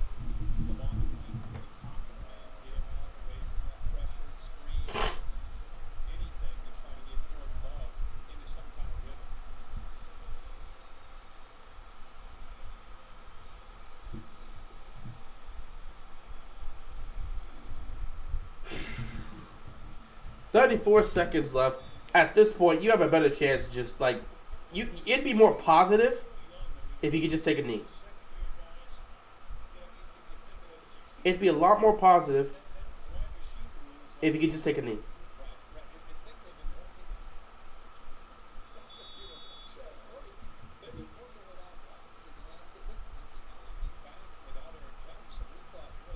Hi.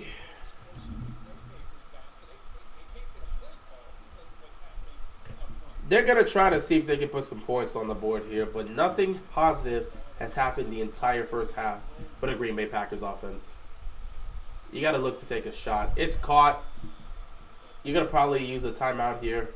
Or they're going to line up and say, hey, let's give something here.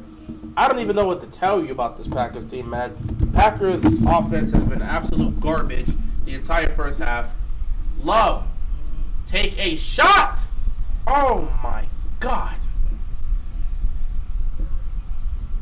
Good Lord, man. Take a shot. Throw the ball. Do something. My goodness, man.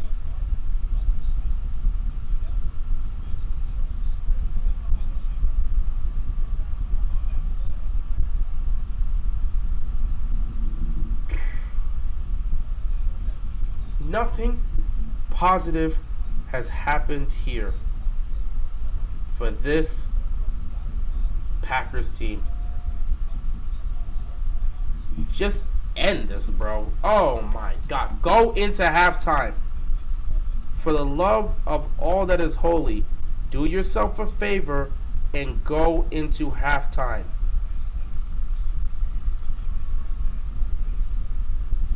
Third down and 5. Oh my God, they actually had a positive play. Too bad there's only 7 seconds left on the clock. So what's going to happen here? Set up for a Hail Mary?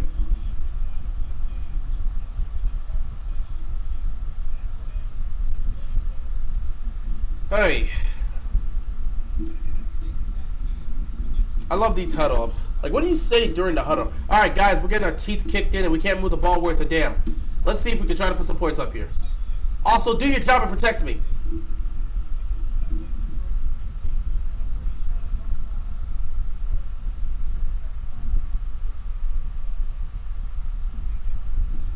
So now the Lions are going to use a timeout here just to put themselves in a position to do something.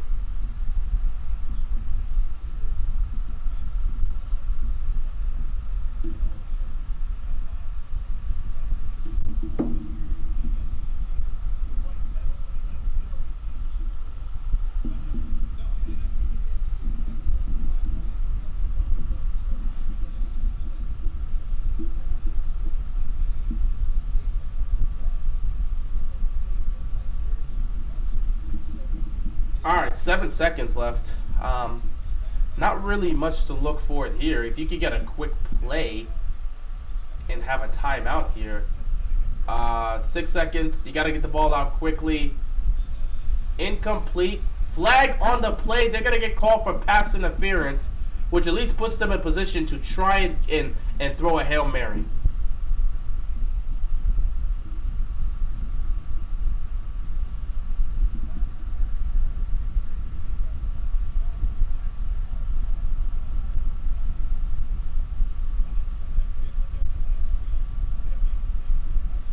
So there's not much left here. Oh, it's a Dover, bro. It's cooked. It's cooked. Not much here. 3 seconds left. It's cooked. But try a Hail Mary, I guess. You're at midfield. You can see what you can do.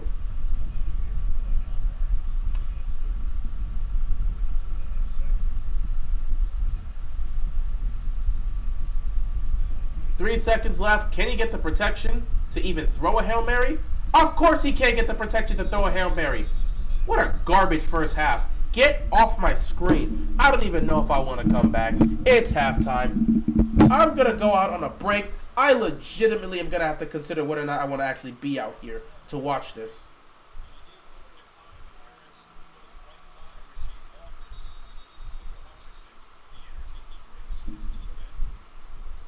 I will see you guys in the second half. I'm not even sure I want to be here to watch the rest of this, but I'll see you guys in the second half, maybe.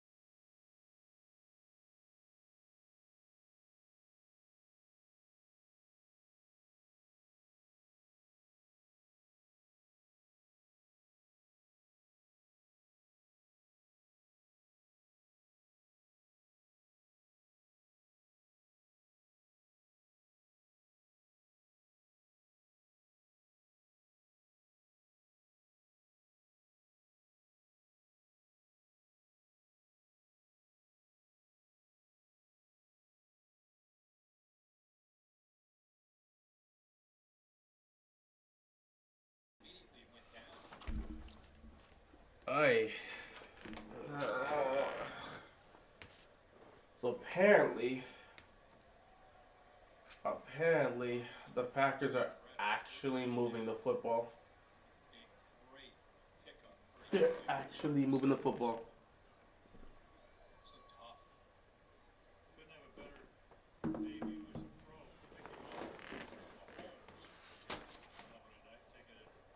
Ah. So, injured Lion on the field. Ooh, this would be a perfect time to do this.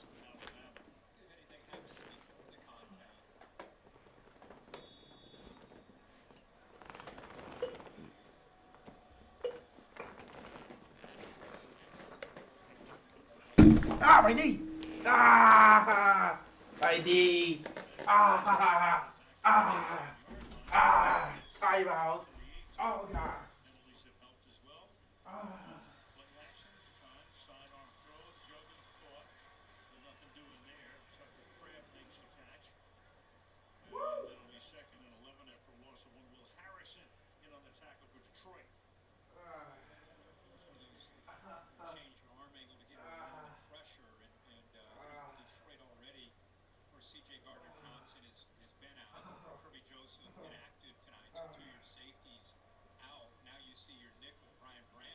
Ah! That was right in the perfect spot to feel pain. Let's get back to the game. There's a flag on the play. Wow. How the heck do I actually hurt my knee like that? That's kind of crazy. Oh my God. My knee's in a lot of pain. Honestly, it's fine now. Flag. Flag on the... On who? On the offense. Hold. Oh, that's a clear hold. That's a clear hold. Ah, man. That was pain. That was literal pain. That was literal pain. Oh, man. So, it's a 3rd and 15 situation. Oh, my God, he's got blockers. But he's not going to get there. Honestly, I wouldn't mind going for it on 4th down. It's not, ooh, he's in a wheelchair. I hope he's okay.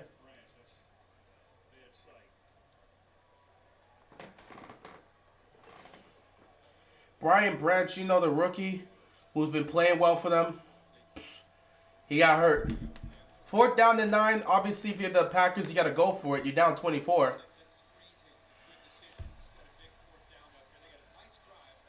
Can you empty backfield here? It's all or nothing here. Pressure's coming. He's got get rid of it. Oh, he found somebody.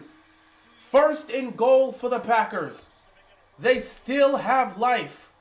Can they score a touchdown?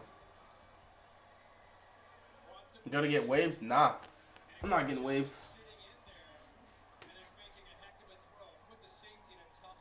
Oh, man. Alright, I think I'm good. I think I hit my funny bone in my knee. Not like directly. It was a sweet spot on your knee that can get you that maximum amount of pain. 1st and goal, hand the ball off. Can they get inside the end zone? No. 2nd and goal here for the Green Bay Packers. Obviously, this is the best drive they've had all game. 6 minutes on this drive here. Easily the best drive they've had. Let's see who's going to roll this parlay. I'm ready for the hate. I'm ready for the failure. There we go.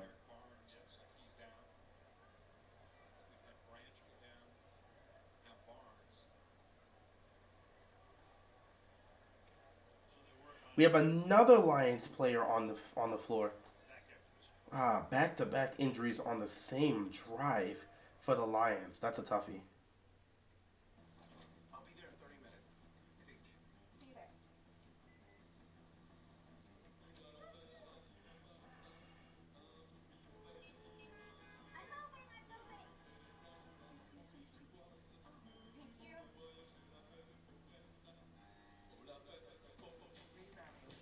We're going to be at another timeout here. Class-leading safety and tech features to elevate your commute. The all-new Hyundai Kona. Oh, what's up? Watching the game? Maybe the one late. Packers got to do something here with this ball. Got themselves all the way down to the goal line. They have to put some points up here. Let me see here. Lions star rookie safety Brian Branch stayed down on the field but is now limping off with the trainers after suffering what looks like a right leg injury. Yeah, he suffered some injury. We just recently saw him.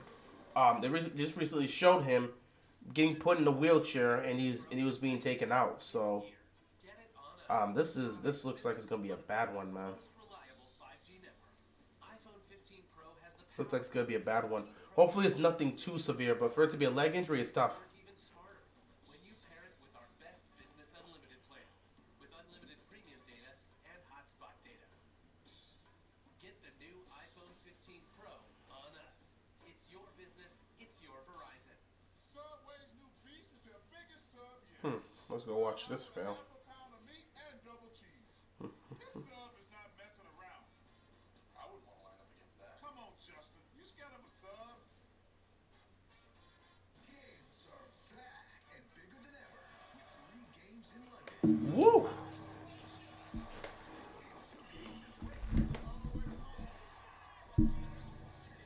Starting Sunday, October 1st at 9:30 Eastern. Thursday Night Football on Prime. It's on. Thursday Night Football is on.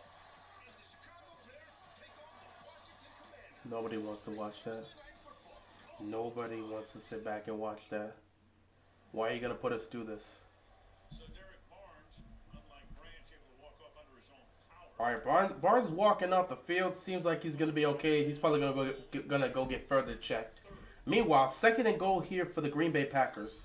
Trying to culminate what would be an 86-yard drive. This is a crucial drive for the Packers. They gotta put this away and put some points on the board. They're gonna hand this off. Oh, play fake. Wide open receiver. Touchdown, Watson. Christian Watson gets left wide open in the end zone. Packers score a touchdown, and they tried to climb back into this. 27-9, they're going to keep the offense out there. They're going to go for 2 here. It will be a 2-possession game, albeit they need 8 plus 8. Yep. To make it 27-11.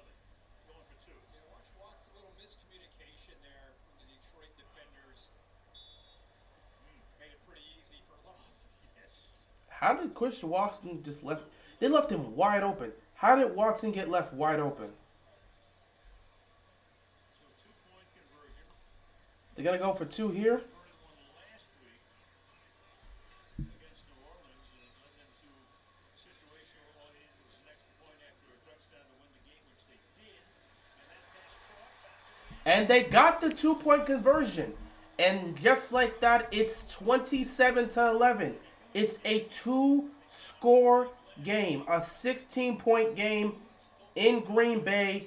There is still some life here for the Green Bay Packers. All the momentum going to the right, come back to the inside. There's nobody there. See 21 Walker there, just completely fooled. Kind of got caught up with quarterback rolling that way, all the routes going that way, and then a good call by Matt LaFleur to bring Reed back underneath the coverage. The difference, you know, he challenged him just based on what he said to Kaylee about how they were frustrated and embarrassed, and wants to see who wants to fight in this second half. Down to Kaylee. So we actually got to see offense put up some points finally for the Packers. It's 27-11. Trying to get back into this. And now if the Lions can go and extend their lead once again, they can really put the pressure on Green Bay to be forced to score. Meanwhile, for the rookie, it looks like he is he's being taken out. That's a serious injury for his leg. I don't know how. I mean, it's a bad injury for his leg, so they're gonna go check up on that. And then I think it was it Musgrove? I believe it was a tight end that got injured. No, he didn't get injured. He suffered a concussion. He's out for the rest of the game. Lions have lost multiple players so far in this game, but they're gonna have to hold on here. So let's see what the Lions offense can do. As long as they don't make a mistake, they should be fine. Home for him. Since 21 entering tonight. Road game, 13 TD passes, 85 rating down near the bottom. But you know what? You put him at Ford Field. Second most home TD passes to Josh Allen. And the fourth best passer rating. I like how Goff is great at home, but terrible away. With that interception, but since then has pretty much been in command. Been a beneficiary of really good offensive line play. First down and 10 here for the Lions. They're going to hand this ball off. Picks up a good chunk of yardage. Second out coming up here for the Lions. 16 carries for David. 56 yards. The offense answered the challenge from Green Bay and Matt LaFleur. Let's see how the defense can respond.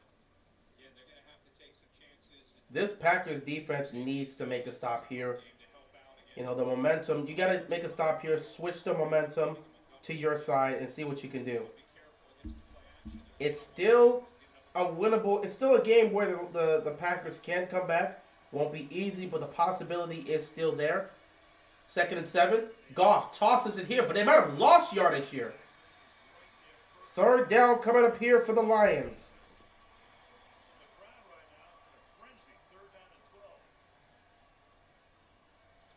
and 12. 3rd and long here for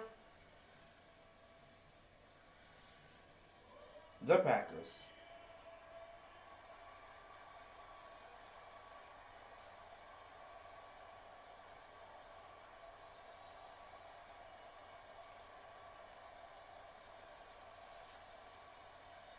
Goff hangs in the pocket. It's caught, but the tackle is made. The Packers defense makes a stop, forces a 3 and out, and the Packers are going to get the ball back. It all comes down to this now. There's still plenty of time left to go in this game. It's a 2-possession game. If Love can take the offense down the field and score another touchdown, this game gets incredibly interesting. 6:30 left to go in the 3rd quarter. Aren't thinking about what they did in the fourth quarter last week, coming back from 17. Jack Fox. The punter, Reed is there. Fair catch Fair catch made. is made at the 30. 6:16 to go in the third. Lions lead 27-11.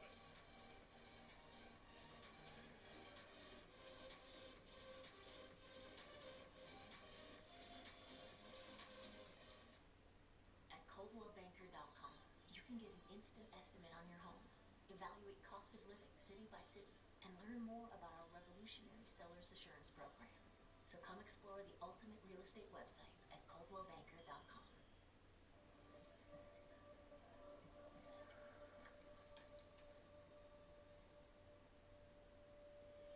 Smiling first can help someone find the courage to do the same. This is going to be a close game here if the Packers can put some points on the board once again.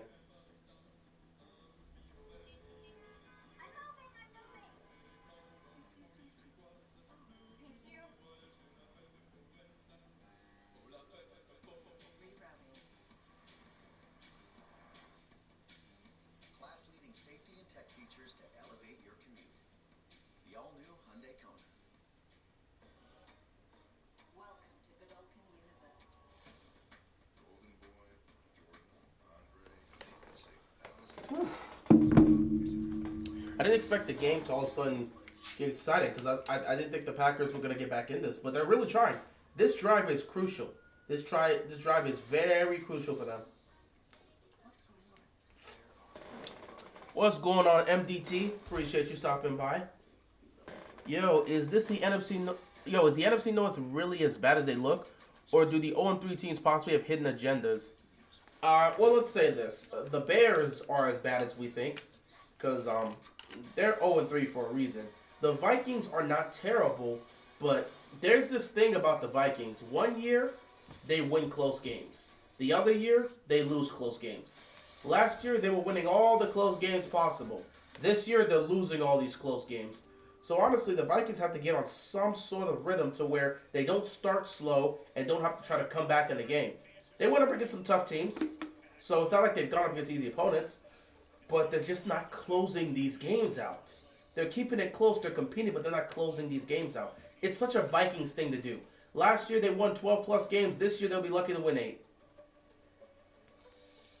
So, meanwhile, we just saw Branch moments ago live going into the locker room. Miracle of modern medicine. Now he's back out. He's back out on the sideline. And they're taping him up. Who knows? All right. Here we go. 1st and 10 for the Packers.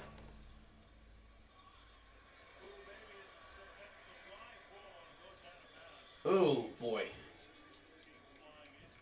That's not good.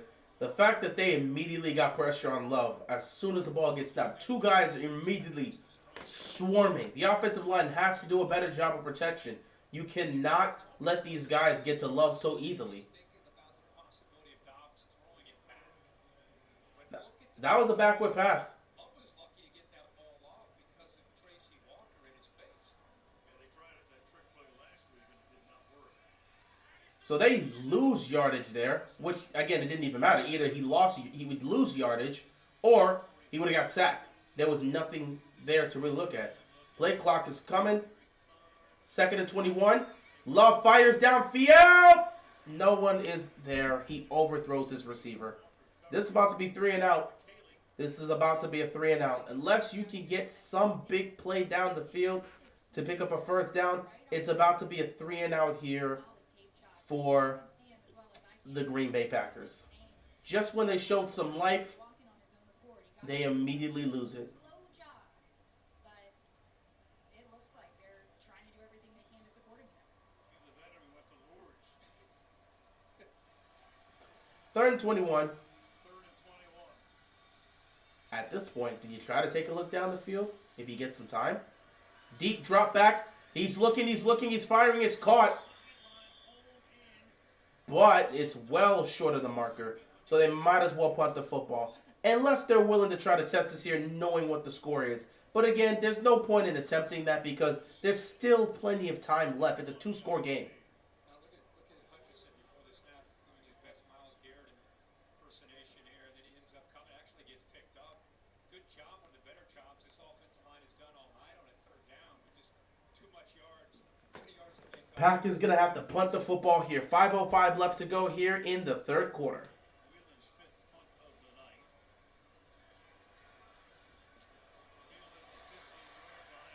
Uh-oh. Never mind. They make a good stop here. Flag on the play. This could be a hold that may push it back for the Lions. 4:53 left in the 3rd. Alan Eck, the referee. I tell you what, he went to the Ed Hockley School of biceps building, didn't he? I think everybody's getting in line. Terry is.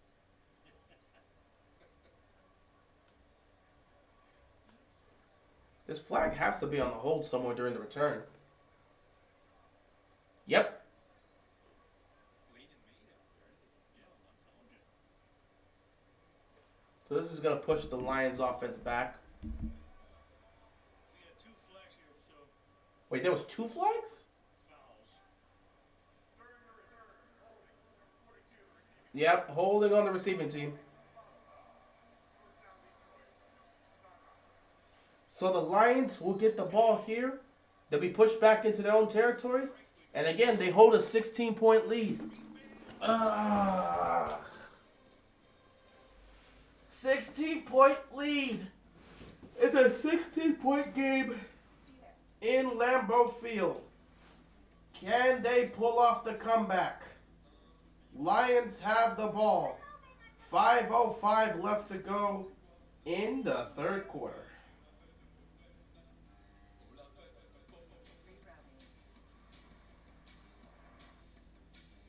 Class-leading safety and tech features to elevate your commute. The all-new Hyundai Kona. BK Royal Crispy Wraps. Eat it with the meal or have it as a snack. Only $2.99. It's a hunger hack and it fits in one hand. BK. Have it your way.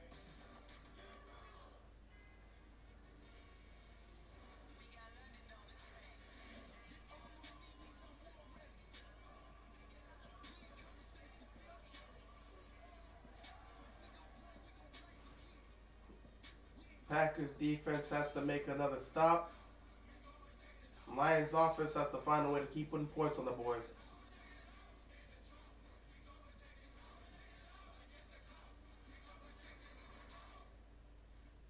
After you work out, you can feel worn out.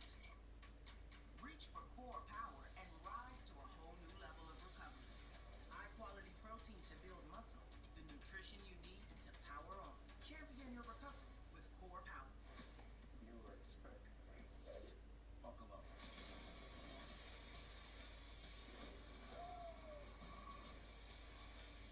Come to daddy.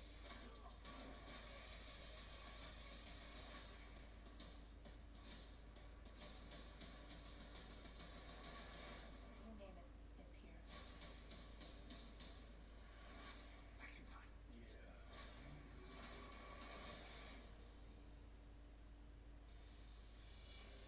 Here's tonight's journey presented by Hyundai. Lions trying to hold on to their lead. Packers trying to pull off the comeback. If the defense can make another stop, they have a chance to get the ball back. At least try to get back into it, sleep back into it. 1st and 10 for the Detroit Lions. Goff's going to take this ball under center, hands it off here. Montgomery picks up about 2 yards. 2nd down here for the Detroit Lions. Been impressive with Detroit with the injury to Taylor Decker. They had moved Benesu from the right side, right tackle over to left tackle. And I was talking to Big Whit, Andrew Whitworth, before the game. He said, I don't know if people understand how challenging that is. It's like asking you to all of a sudden you've never worked as a left-handed layup to try to go out and play left-handed in basketball. I mean, it's complete reverse. 2nd down and 7 here. Goff going to take this from the shotgun. Weeks Decker's back, and now he's back to his familiar right side. Goff takes a snap. They're going to hand it off here. Nice protection on the run, but it will be sniffed out. He picks up about 4 yards here. 3rd down coming up here for the Detroit Lions. Question for Ravens flock. Should I bench Gus Edwards because I heard he's in concussion protocol and I don't want to take the risk? I don't know if Gus Edwards is going to play. If he does play, it would be nice to have him on your team. We're going up against the Browns defense. I wouldn't risk it, even if he was playing. Cleveland has had a great front seven. They're one of the best defenses. Statistically, they're technically the best defense in the league, so I wouldn't risk it. 3rd and 2. Quick throw here. Caught it. Barely picks up the 1st down. The Lions move the chains. So, yeah, I wouldn't risk it. He's going up against the Browns defense, and their front seven has been great. So, I mean, I'd bench him hey, man, I don't even know if he's fully going to play, and even if he plays, that Browns front seven has been great at stopping the run. They've been great at everything. So, yeah, I wouldn't risk it. I'd bench him. Nice play in the motion here. 1st down and 10. Goff's going to take it under center. 3 minutes left to go in the 3rd quarter. They're going to hand this ball off again.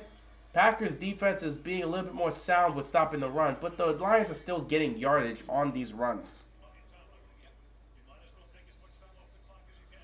That's a great point. I think we're all watching this Lions team, and we see a talented team with Dan Campbell up and coming, but there's still lots of inexperience. One of the things that Dan Campbell's trying to teach his team is about playing as a leader, playing with success, holding on. 2nd down and 5 here for the Lions. Right now, they're looking to just run the ball and they're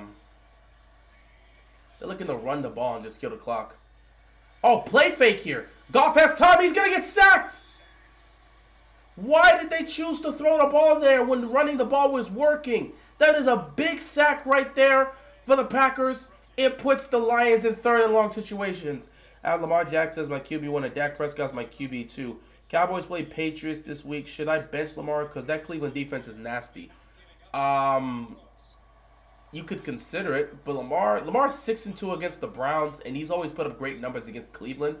So Cleveland is one. If it was the Steelers defense, I'd bench him. But the Browns defense, they're playing nasty, but Lamar's played very well against Cleveland's defense throughout his career. And Dak's going up against the... Okay, they're going to have to obviously delay handoff. They're not picking up the 1st down here. Lions are going to have to punt. So again, it's a toss-up, honestly. It's a toss-up. If you feel comfortable putting Dak Prescott out there against the Patriots defense, by all means go ahead. But I mean, it's a toss-up however you want to look at it.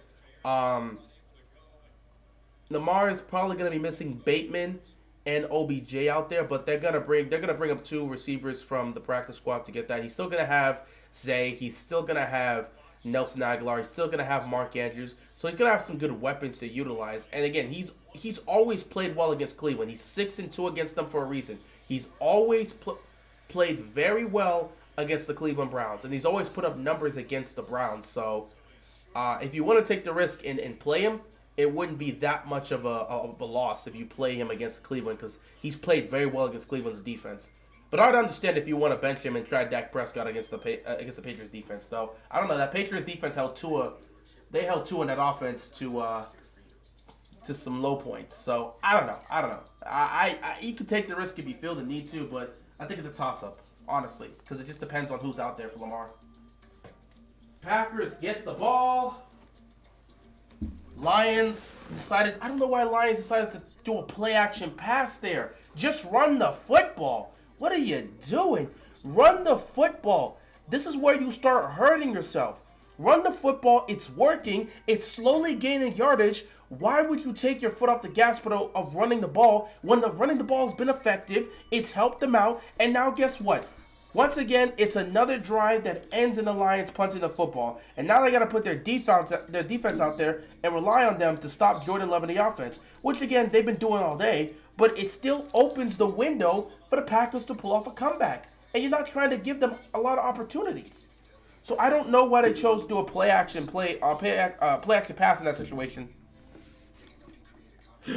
Was it worth it? It really wasn't worth it.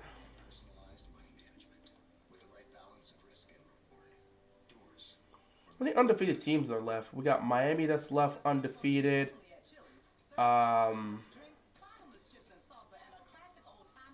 Philly's still undefeated. San Francisco's undefeated. I think there's 3 undefeated teams left. That was quick. I don't know if everyone's going to remain undefeated all the way up until late in the season. Like, someone's going to beat Philadelphia at some point. I'm just trying to see how long it's going to take before we have no more undefeated teams. At some point, someone's beating the Niners in the regular season. Same thing for the Eagles. Thursday Night Football on Prime. It's on. Thursday Night Football is on. As the Chicago Bears take on the Washington Commanders. Stream Thursday Night Football. Only on Oh, that game is going to disgust me so much. Packers offense on the field.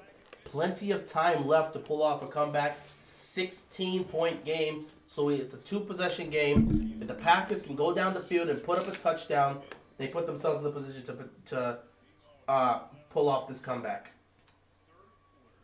Look at that. First 22 plays minus 1 yard for that last 15. All Triple digits.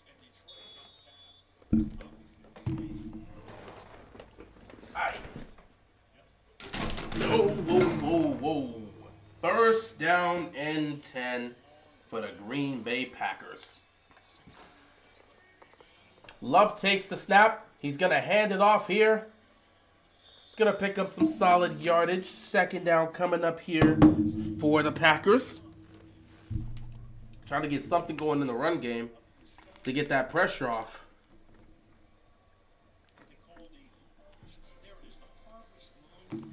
Ooh.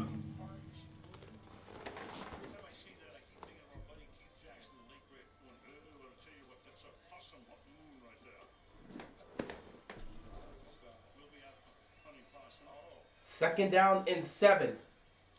Play fake, pass over the middle. It's caught. First down here for the Packers. And with that play, they're going to let this clock run out in the third quarter. Unless they want to try to get one more playoff before. I don't think they're going to make it.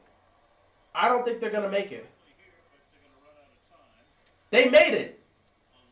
Watson is open. Oh, not Watson. A receiver's open. Oh, my God. Jordan Love to Reed. It's caught. First down, Packers. First and goal. I'll say Watson. Jordan Love took a shot just before the end of the third quarter. He got it to Reed, and just like that, it's first and goal, heading into the fourth quarter. Wow. I don't even know how they got that off in time. They barely got that off in time. So now we're going to head into the fourth quarter with the Packers potentially scoring a touchdown and making it a one-score game. Anything can happen now. Will Detroit choke this game away? The possibility is there.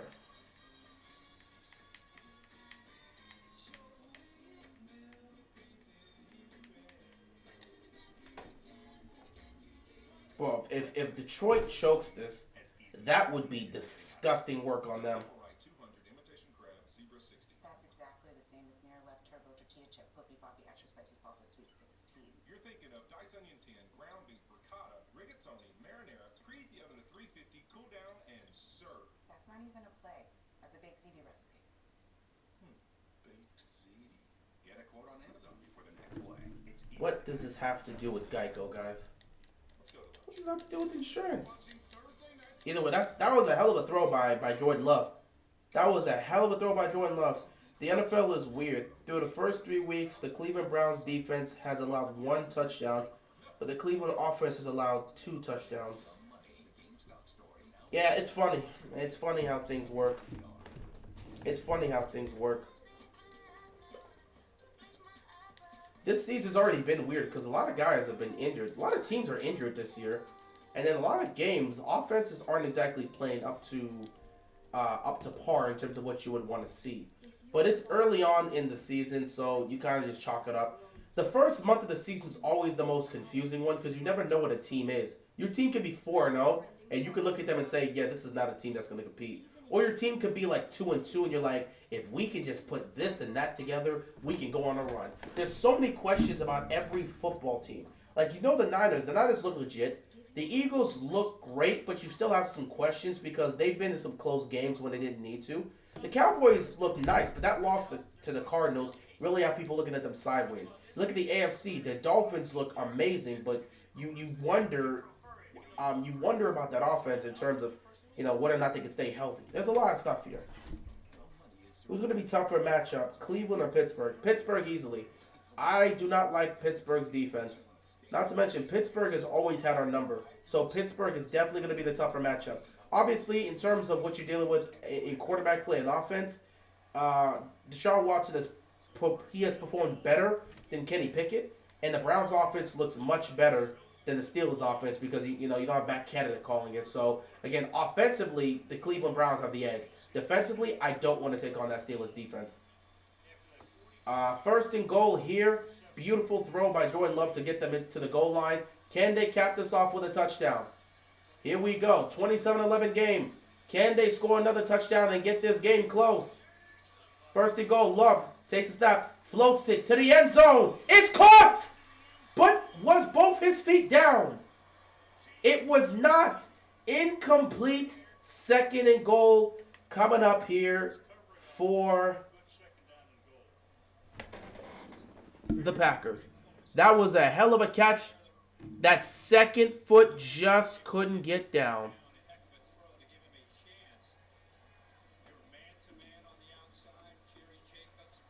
That is a toughie. Don't worry about that. I'm just doing something here. Second and goal. Empty backfield here. Love is going to take it himself. Nobody's there. Jordan Love runs it in for a touchdown. And the Packers are getting closer. What's up? And the Packers are getting closer. What's Lamar's record versus Pittsburgh? I believe he's 1-2. 2019, he took them on once. So that's 1-0. 2020, we lost to them. 2021... we lost to them again, and I don't even think he played them in 2022, so it's 1-2.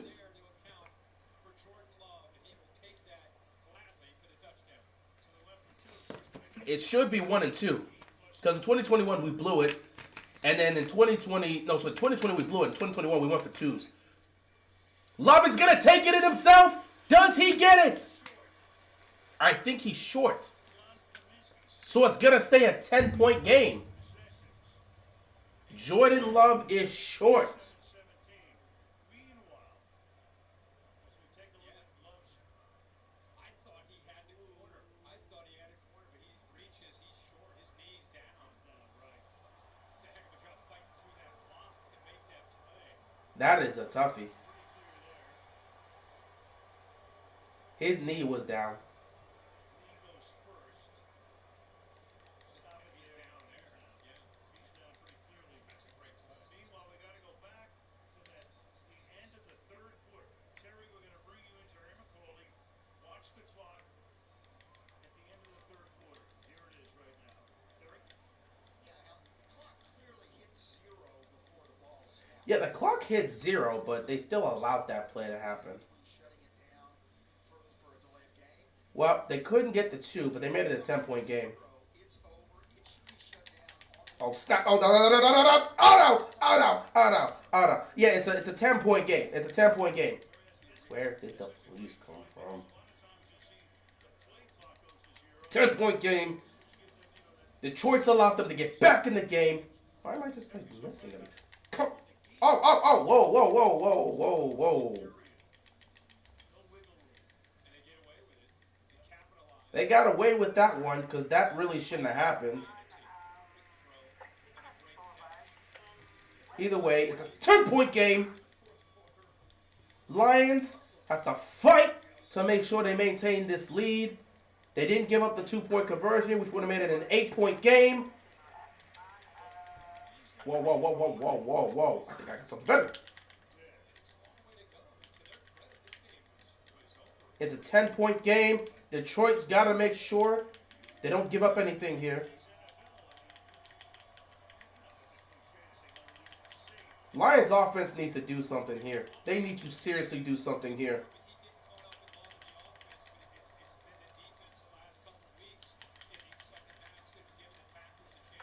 Lions 1st and 10 here. How did you get back up? Goff is going to float it. Do they have the space? That's a pretty good pickup.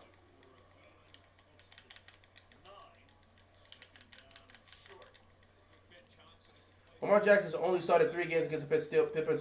Wow. Lamar has only started 3 games against the Pittsburgh Steelers. Correct.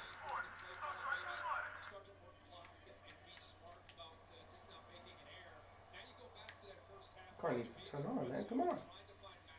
Ew. No, no, no, no. 2nd down and 2.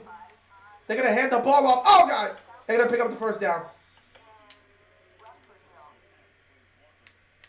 Oh, no. I'm in a tight corner. That's not good. 1st and 10 for the Lions. Whoa. When did they? Oh, this is bad. Oh, this is bad. 1st and 10 for the Lions. Oh, this is bad.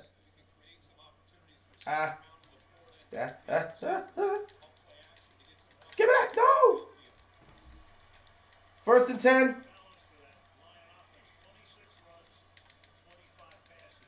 Goff's going to throw. Dumps it off here. They're going to pick up another 1st down.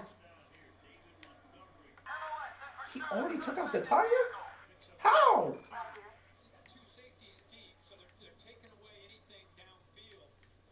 So right now, Goff is doing a great job checking the ball down the field.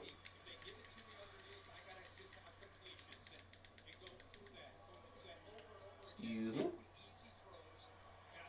They're making the simple throws. They're making the easy throws. Ah!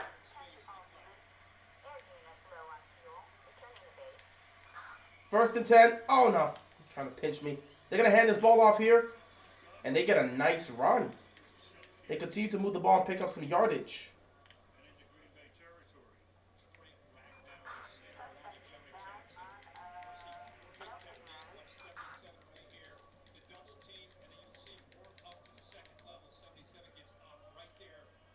Oh, this one is terrible. Lions continue to move the ball.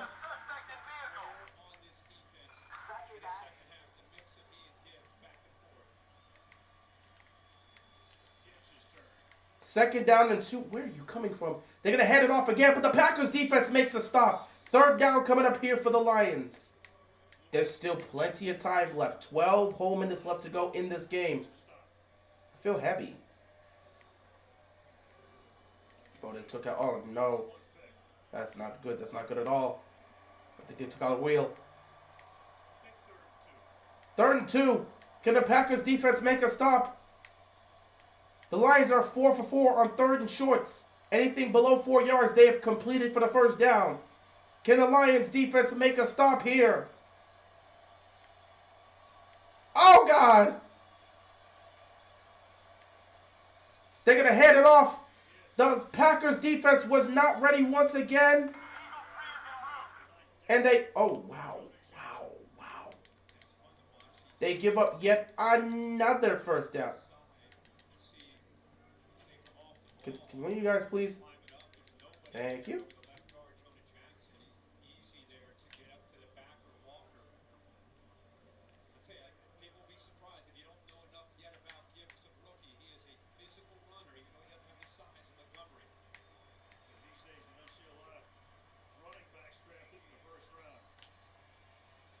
Play fake here. Goff has time. Fires.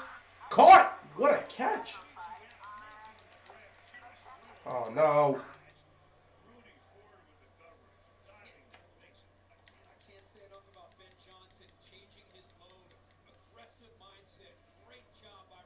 Reynolds holds on to that ball. If you're the Packers defense, you have to hold them to a field goal. If you're the Packers defense,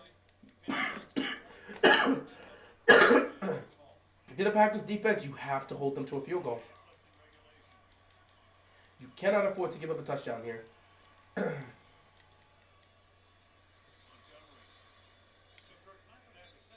run here on 1st and 10.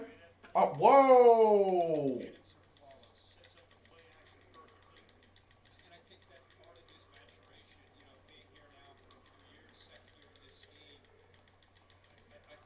I'm not catching him.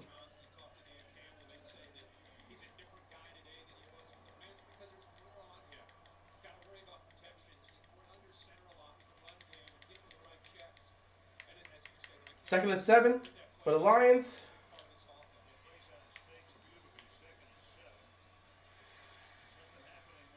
They make a stop. There we go. That's what I was trying to do.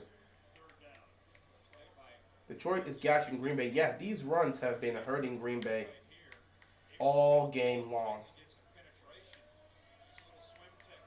And the Packers defense, they're tired. They have to hold them to a field goal. As long as you don't give them a touchdown, the game is still up for grabs. It's a 10-point game. It's a 10-point game. If you can keep this to 2 possessions, you know you still got a chance if you're Green Bay. You just have to keep it to a 2-possession game. 3rd down and 9. Very important here. They're going to run it, and they're going to make the stop. So it's time for the Lions to kick a field goal and push this to a 13-point game.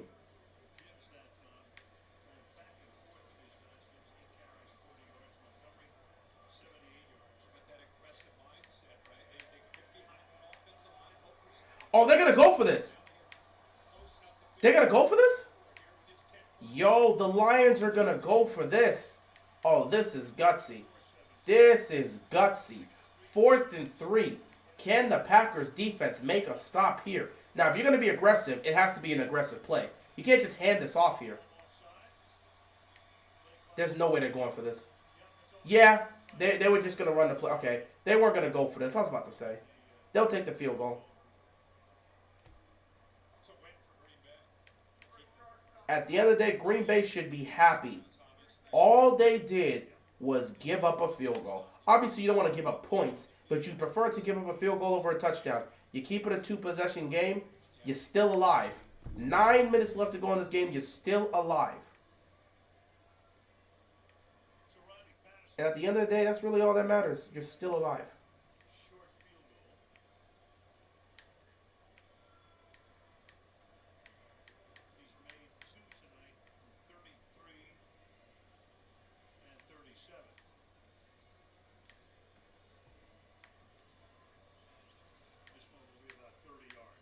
30-yard field goal coming up here for the Lions. Get off the road. Ah!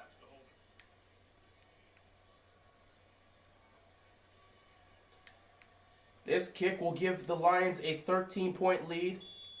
Hope Ravens are interested in Devontae Adams. I have no clue if they are. And even if they are, I don't even know if the Raiders are looking to trade him. 30-yard field goal. It's up and it is good. Lions take a 13-point lead. Lions up 30-17. Plenty of time left for the Packers to pull off this comeback. But they're in 4-down territory. You have to score touchdowns on this next drive. This next drive needs to be a touchdown if you're the Packers. You cannot settle for anything less than that. Well, at AT&T, when we offer your best iPhone deals, we guarantee it. Even on the new iPhone 15 Pro, made with titanium. Not that you don't keep your word, it's just that you haven't. What? Only AT&T gives everyone our best deals on any iPhone with any popular phone. Guaranteed. No, don't flip. Don't flip!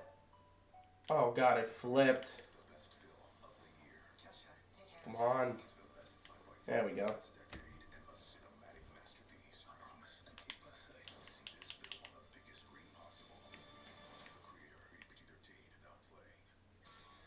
I hate Green Bay make the playoffs just to lay an egg in the NFC Championship game. I mean, it's not really the NFC Championship game. It's just making the playoffs just to disappoint in January. You know, they've laid eggs in divisional round games, and they've laid eggs in January games in general. Raiders about to trade him. Has it been confirmed that they are looking to trade him? Or is this just rumors that's happening? Because we could assume the Raiders are looking to trade him, but that doesn't mean they're actually going to. Machine learning to take fans deep inside the most incredible plays. AWS is helping to transform the NFL. Imagine what it could do for your business.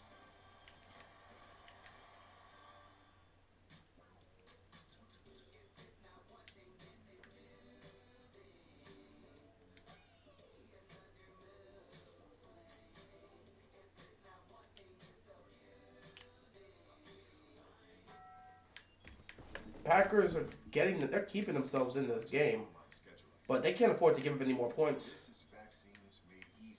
If they're able to go down the field and score a touchdown, that defense has to get the Lions off the field. At this point, defense can't afford to give any points. There's 8:10 left to go in this game. The Packers are officially in 4-down territory, and they cannot give up any points. Who's the best and worst team within each conference? The best team right now in the AFC would be considered the Miami Dolphins. The worst team would be...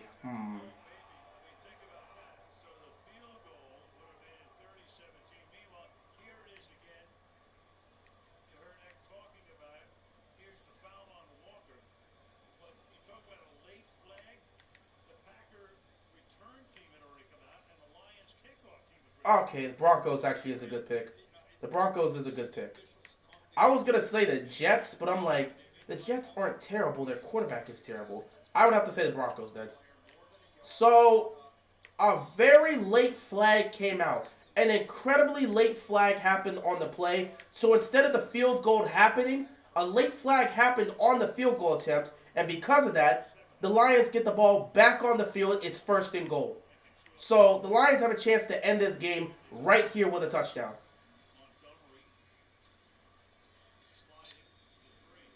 Oops. My bad. I wasn't looking.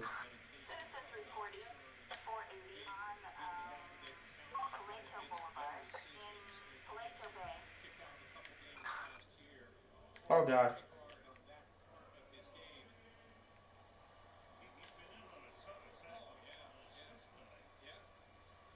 So the Packers defense has to somehow stand tall and not give up a touchdown here. Now, to the NFC. Best NFC team, in my opinion, is the Niners. Worst NFC team? Good stop by the Packers on 2nd and goal. 3rd down coming up here. Let me take a look. You probably want to go to the Bears. There we go. Bears. So, AFC, Dolphins, best. Broncos, worst. NFC, Niners, best, in my personal opinion. Bears, worst.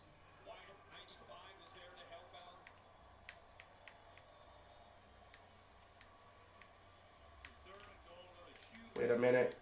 Hold on, wait. Third and goal. Hold on, no!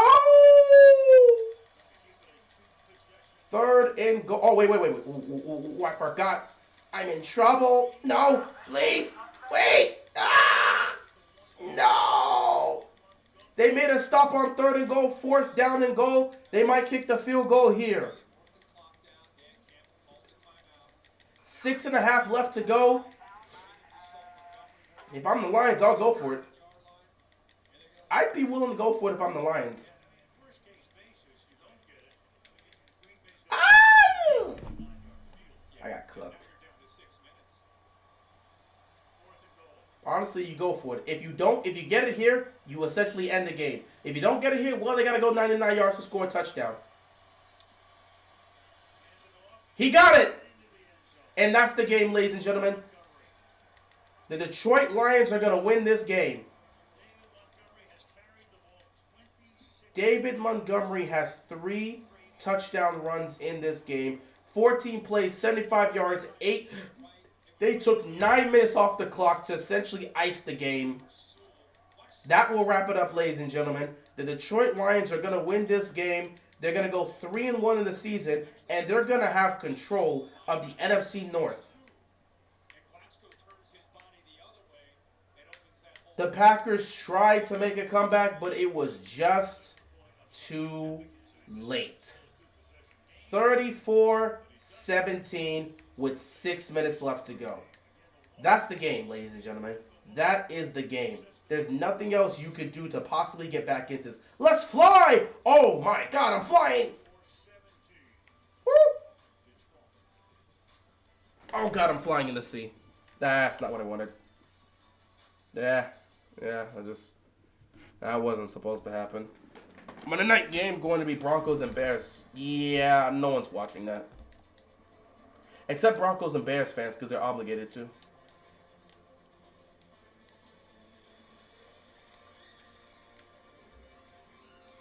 Wake Walker caused the game-costing penalty last year too. Well, he did it this time too.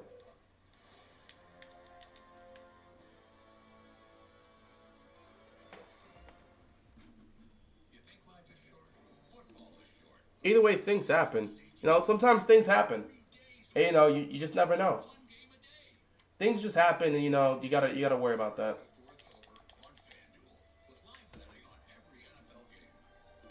That wasn't supposed to be shown.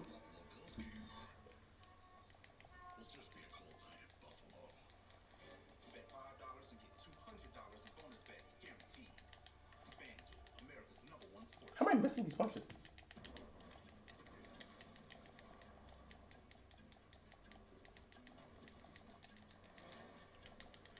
Either way, Lions are off to a great start on the season.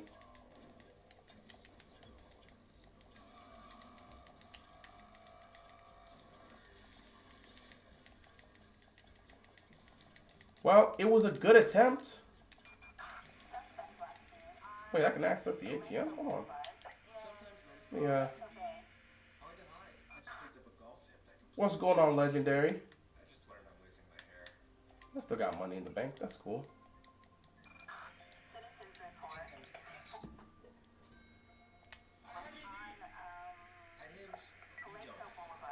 How you doing, bro? Appreciate you stopping by. I'm actually just like going around, having some fun. Oh, whoa. Okay, my bad. Oh, no. Come on. Get in. Bro, there's no way I'm going out like this. Start the car. Anyway, oh, whoa, wait. Okay, this is going to take a while to get out of this. It's going to take a while to get out of this. Meanwhile, game's back on.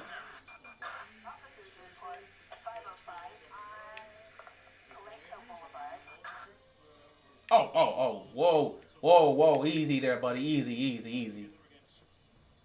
So this game is essentially done. Packers gave it a shot. Why don't coaches give the rookies the ball at the 1 yard line? Isn't the trend? Oh no, he locked me in. No way. I don't know if it's a trend. I don't know exactly if it's a trend. Excuse me. Let me just go out this way. So Packers know this game is done at this point. You just go to fight. It's pride now.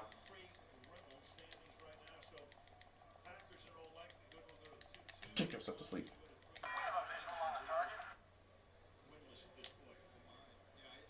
So Lions are. Ooh, my bad, sir. Took out your legs for a second. Lions are sitting pretty comfortably now at the top of the NFC North. Lions are playing great football. I love what I'm seeing.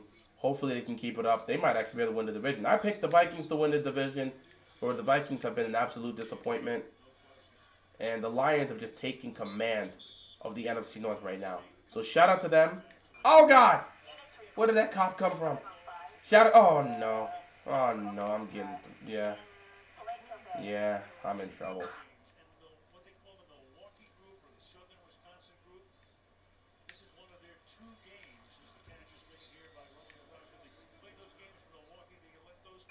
At this point, the offense is out there just to try to put up some extra points, save themselves some dignity. Can I drive up? Can I drive up? Can I drive up? Oh, God. Don't flip. Don't flip. Love is still running around trying to make something happen, but ain't nothing happening right now. I think Detroit fans are almost thinking this is too good to be true. We're not trying to jinx them or anything like that. We're not getting ahead of ourselves, but there's just a I told you and everyone Lions be NFC North champions. I mean, a lot of people predicted the Lions to win because they were on the upside. It's not a surprise that the Lions are leading right now. I think it's a surprise that the Vikings are 0-3, but the Lions leading after 4 games, it's not too much of a surprise because a lot of people were high on the Lions this year. Rams, Bears, they have a bye. Legitimate shot. They could get on a little bit of a run. No doubt.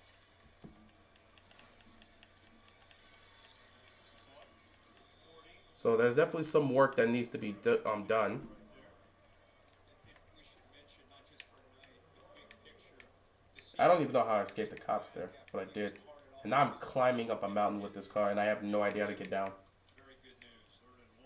Either way, Lions are going to... No, please, don't drift down. Oh, no. Oh, I'm stuck. I don't even know what's happening. Oh, I am stuck. Okay, what's going on down here? What's going on? What's going on down here? Oh, no. Oh, God. I still need to get out of here. Oh, God.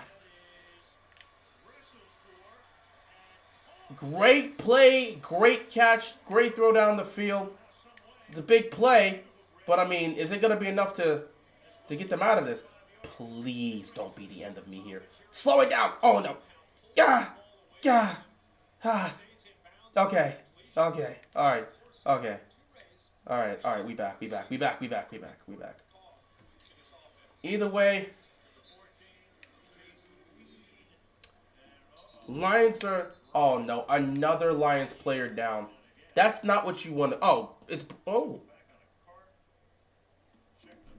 Branch came back in the game. I didn't realize that. Branch actually came back in the game.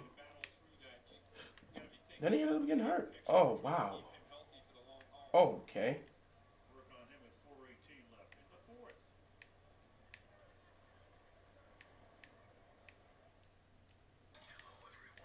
Also, Sean Payton, Broncos, roster and coaching staff should be ashamed, disgusted, sorry, and nauseated for allowing 70 points. Yeah, I mean, I'm pretty sure they are. But you gotta look past that. Oh, this car is done. Everyone in my family went on a Carnival cruise. Maggie didn't come though because she's. Is someone after me? Mom did things I've never. Oh, someone's after me. Dad was himself. It's you. And I met this girl. Okay. It was pretty cool, I guess. Okay. Nah, you wanna come after people? Then You wanna come after people? Oh, I missed. Oh, God. You ain't got the hands for this, old man. All right. we had the best time together. There we go. Please don't tell my parents I said that. Either way, Broncos, it was a tough loss. Like, it was a very, very, very brutal loss. But those things happen. Oh my God, what if I steal that ambulance? Those things happen. It's a tough loss. Hold up, fellas. I'm sorry. Let me just, hold on. Do I need to get a weapon here? It's one of those tough losses. It's one of those tough losses you deal with, man. The new four-quarter calzone from Little Caesars is a 4-meat pizza with a different meat in each calzone crust. Excuse me. I kind of need an ambulance for myself. Either way, it's one of those tough losses you just deal with, okay? So, the Broncos, not going to say they're going to be fine, but they're going to have to move on quickly from that loss. It happened. It's not going anywhere. You just deal with it. And I got to deal with trying to see if I don't die by coming to... Oh! I definitely took some damage there. This ambulance is tough. Either way, it is what it is. Yeah, this is GT. I'm just playing it as these final minutes come out. Got a star here, and I'm just trying to get away from the cops on the beach here. Chilling out. But yeah, either way, the Broncos just have to move forward. That's it. It's as simple as that. The Broncos have to move on from the situation, and you just move forward. Right now, the Broncos' only focus should be trying to win a football game. You cannot dwell on the past. You can't dwell on the past. You have to move forward. Forget about dwelling on the past. Move forward, look ahead, and try to get something going this week and see if you can find a way to get a win. Well, there's no way the cops are going to find me here. Just, why am I still got that one star? And Jordan Love gets picked off, and essentially this is going to really end the game.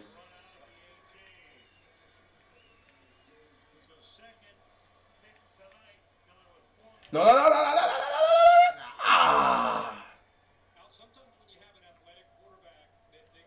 2 interceptions on the night for Jordan Love. The Detroit Lions are playing some beautiful football. And honestly, I think this is their year to finally make the playoffs and do something special. I'm so happy for the Lions, and I'm so happy for Jared Goff. Y'all left him for dead. Y'all left him for dead. The Rams left him for dead. Everyone said Goff could... Okay, I'll sit back and say this. Goff didn't have an amazing game, but he did. After the interception, Goff had a clean game. He made some timely throws and made some great plays when he needed to. The drive after the pick was a touchdown pass by him. So he responded effectively. And this Lions defense is no joke. This Lions defense is serious, and they are showcasing it. So shout out to the Lions for how they've played. Shout out to the Lions for doing what they got to do. Question, would you trade Bateman for Devontae Adams? Would I trade Bateman for one of the best receivers in the game? Absolutely, but that's not going to happen. Why would the Raiders agree on that deal? If you put a package together of Bateman with some picks or something like that, as long as it's not a first-round pick, honestly, I think that the team would be fine with doing that, but I don't see that happening because I don't even think the Raiders are going to want to trade Devontae Adams away.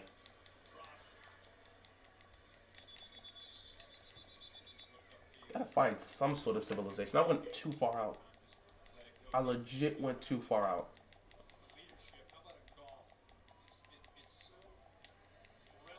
But it is what it is at the end of the day. You just live with it and you move forward and you just go with it, you know. Jordan Love with 2 picks on the night is not a good look for him. But again, he's young. These are some of the growing pains you're going to deal with if you're the Green Bay Packers. So it is what it is. Goff's handing this off. And right now, they're just killing the clock. They're just killing the clock. Damn, how far out did I go? Maybe I gotta climb these mountains to get back to civilization or something. Yeah. Is he really on the trading block? Have they confirmed that Devontae Adams is on the trading block? Or are these rumors? I want confirmation. Has there been a confirming tweet that has him on the trading block? Or is this an assumption that people are making that he's on the trading block because he made that comment about not wanting to deal with losing? Did they come out and confirm that Devontae Adams is officially on the trading block? Ah, you son of... Would you rather have the Ravens trade for Jonathan Taylor or Ravens sign Saquon Barkley after the season? I'll trade for Jonathan Taylor. Saquon... Okay, so that's just how we're gonna do me. Hold on. Let me get one of these. Let me get one of these real quick. Let me get one of these. I don't even remember the car. A minivan. Ugh. But yeah, I'd rather trade for Jonathan Taylor. Saquon Barkley's had several injury issues with him. Not to mention waiting next year to get him. That doesn't help us compete for a title this year. So I'd prefer to Let me see. I don't even remember what the car was. Was it some red car? Oh, got a truck. Don't think it was you, but I'll just do that to you real quick.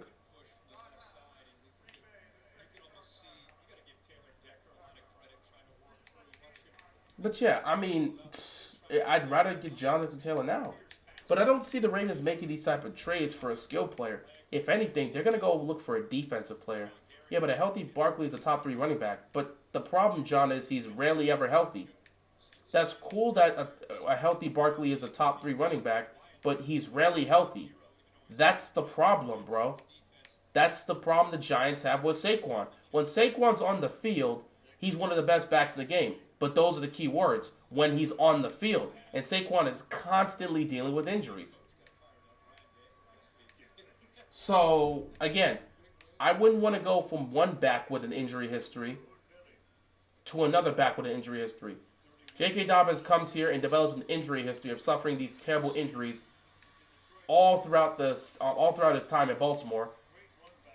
And these injuries are the reason why his career is getting derailed. I wouldn't want to go from that to all of a sudden going for another back that already has a lengthy injury history. Upcoming schedule, Lions have Carolina, Tampa Bay, us, Baltimore, Las Vegas in the bye week. Meanwhile, Packers have Las Vegas, the bye week, Denver, Minnesota. Oh, God, and the Raiders. I took my eyes off the screen to read that, and I drove off the cliff. When's the last time the Ravens traded for a non-defensive player? The last time they traded for a non-defensive player? I don't remember. I really don't remember. I remember the last time they signed non-defensive players. They do that. They usually trade for defensive players. Jordan Love is just getting battered out there at this point. Don't know why he's still in the game and it's over.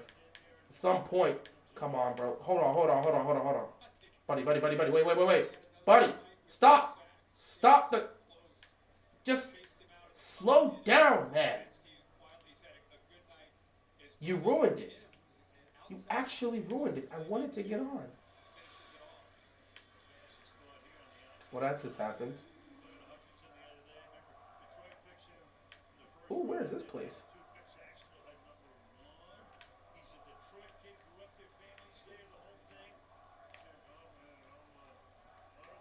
I don't remember the last time.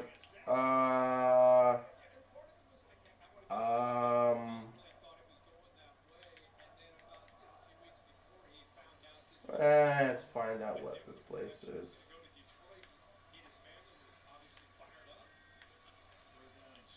Is this place?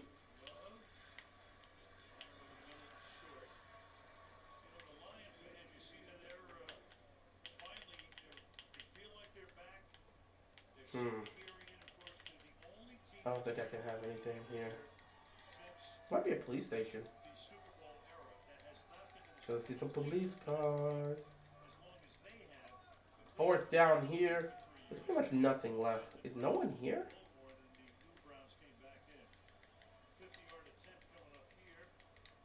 So I could just steal a police car.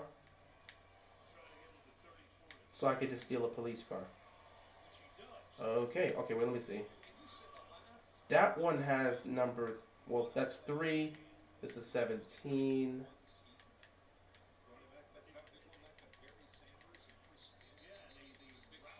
I could take a police bike. I've never gotten to ride a police bike. Let me just take this. A lot easier to take this one.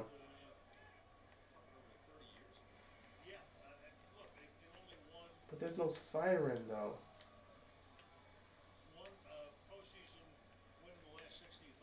Man, there's no siren on this one. I'm trying to pull somebody over.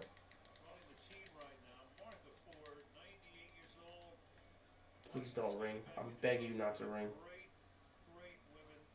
Oh my God. Yes. Yeah, off. Oh, no. The back's already damaged. Give me a second here. The back is already loose. But again, I don't know. Well, the Packers put up a field goal as if that matters. The game's already over. Okay, so we gotta do something about these onside kicks. Because how often does somebody win an onside kick?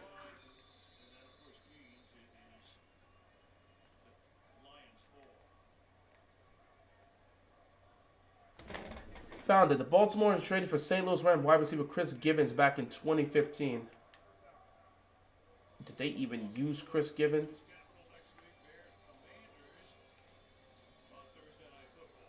I gotta arrest somebody. Oh yeah, they did. Did they trade? No, they didn't trade for Ty Montgomery. I thought they signed him. Like he was released by the Packers because of the whole event. Yeah, Montgomery was released by the Packers because of the situation that happened in the Rams game where he fumbled the ball. Well, not fumbled. He muffed the return. Montgomery keeps killing these dudes. So that's what happened. And then, so like that happened, and then Baltimore picked him up in 2018. This was 2018 when that happened. Oh, did these guys just leave? There's nobody here. Where are all the residents? I gotta. Oh wait.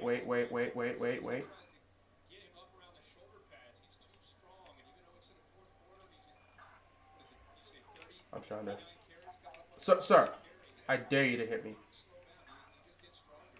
I think I got a guy.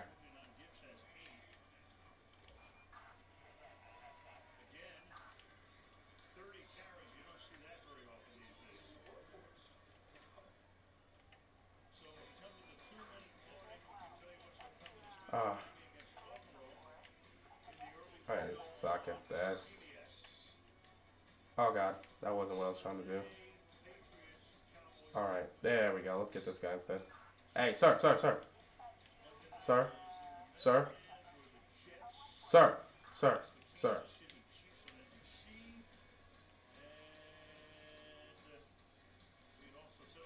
I'm gonna need you to step out the car, sir. But, yeah. Congrats to the Lions. Great victory for them. And, why did I get my gun out? Yeah, I'm going to just go back into my car silently and move on with my day.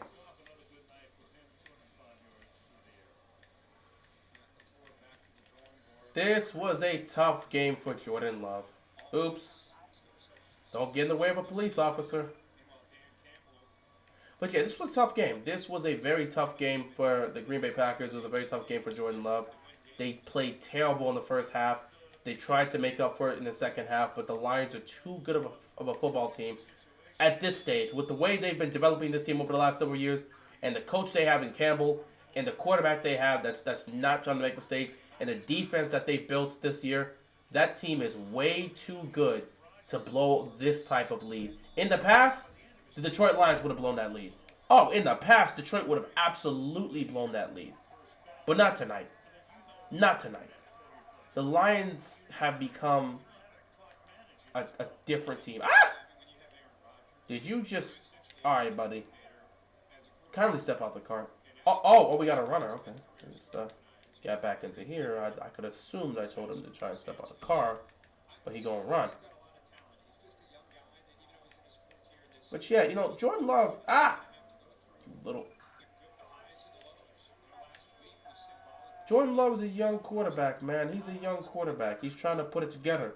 You know? Like we said, it's going to take time for him to put it together.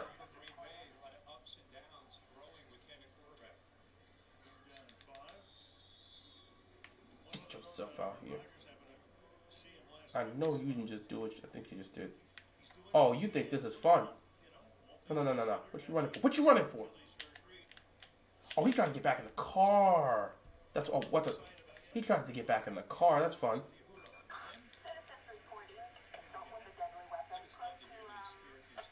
I got it. I'm in the car. We're going to figure out who the culprit is. I saw him running. I'm chasing him now.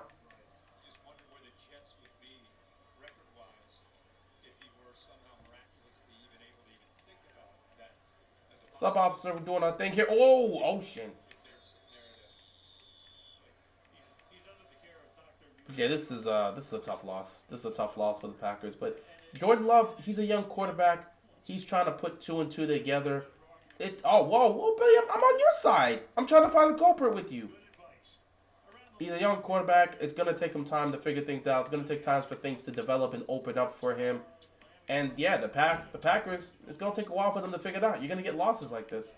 You are absolutely gonna get losses like this. So, oh no. Oh no. Oh no. So you just do your best to try and, develop throughout this time.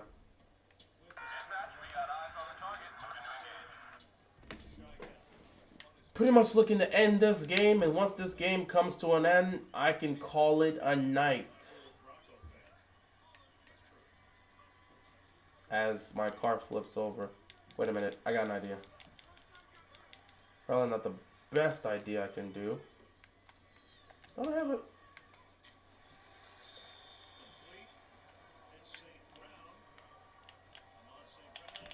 Try to get that out there.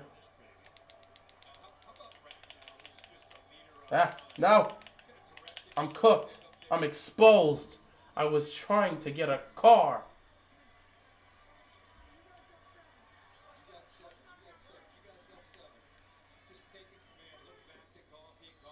Either way, you just want this game to end. You just want this game to end. And they're going to take a knee. Well, ladies and gentlemen, boys and girls, children of all ages, Dan Campbell is the first Lion head coach to win 4 straight games versus the Packers. Since a while. Oh, whoa, sorry about that. So, that right hook. Oh, finish him with the left. Get him right there. Oh. No witnesses. Either way, oh, he's up. Either way, congrats to the Detroit Lions. Want to stomp this dude out. Congrats to the Detroit Lions for getting the job done and beating the Packers on Thursday Night Football, getting it done. Packers drop the 2-2. Lions go to 3-1. They take control of the NFC North, and that is all she wrote. With that being said, ladies and gentlemen, I will see you next time. Till then, peace out.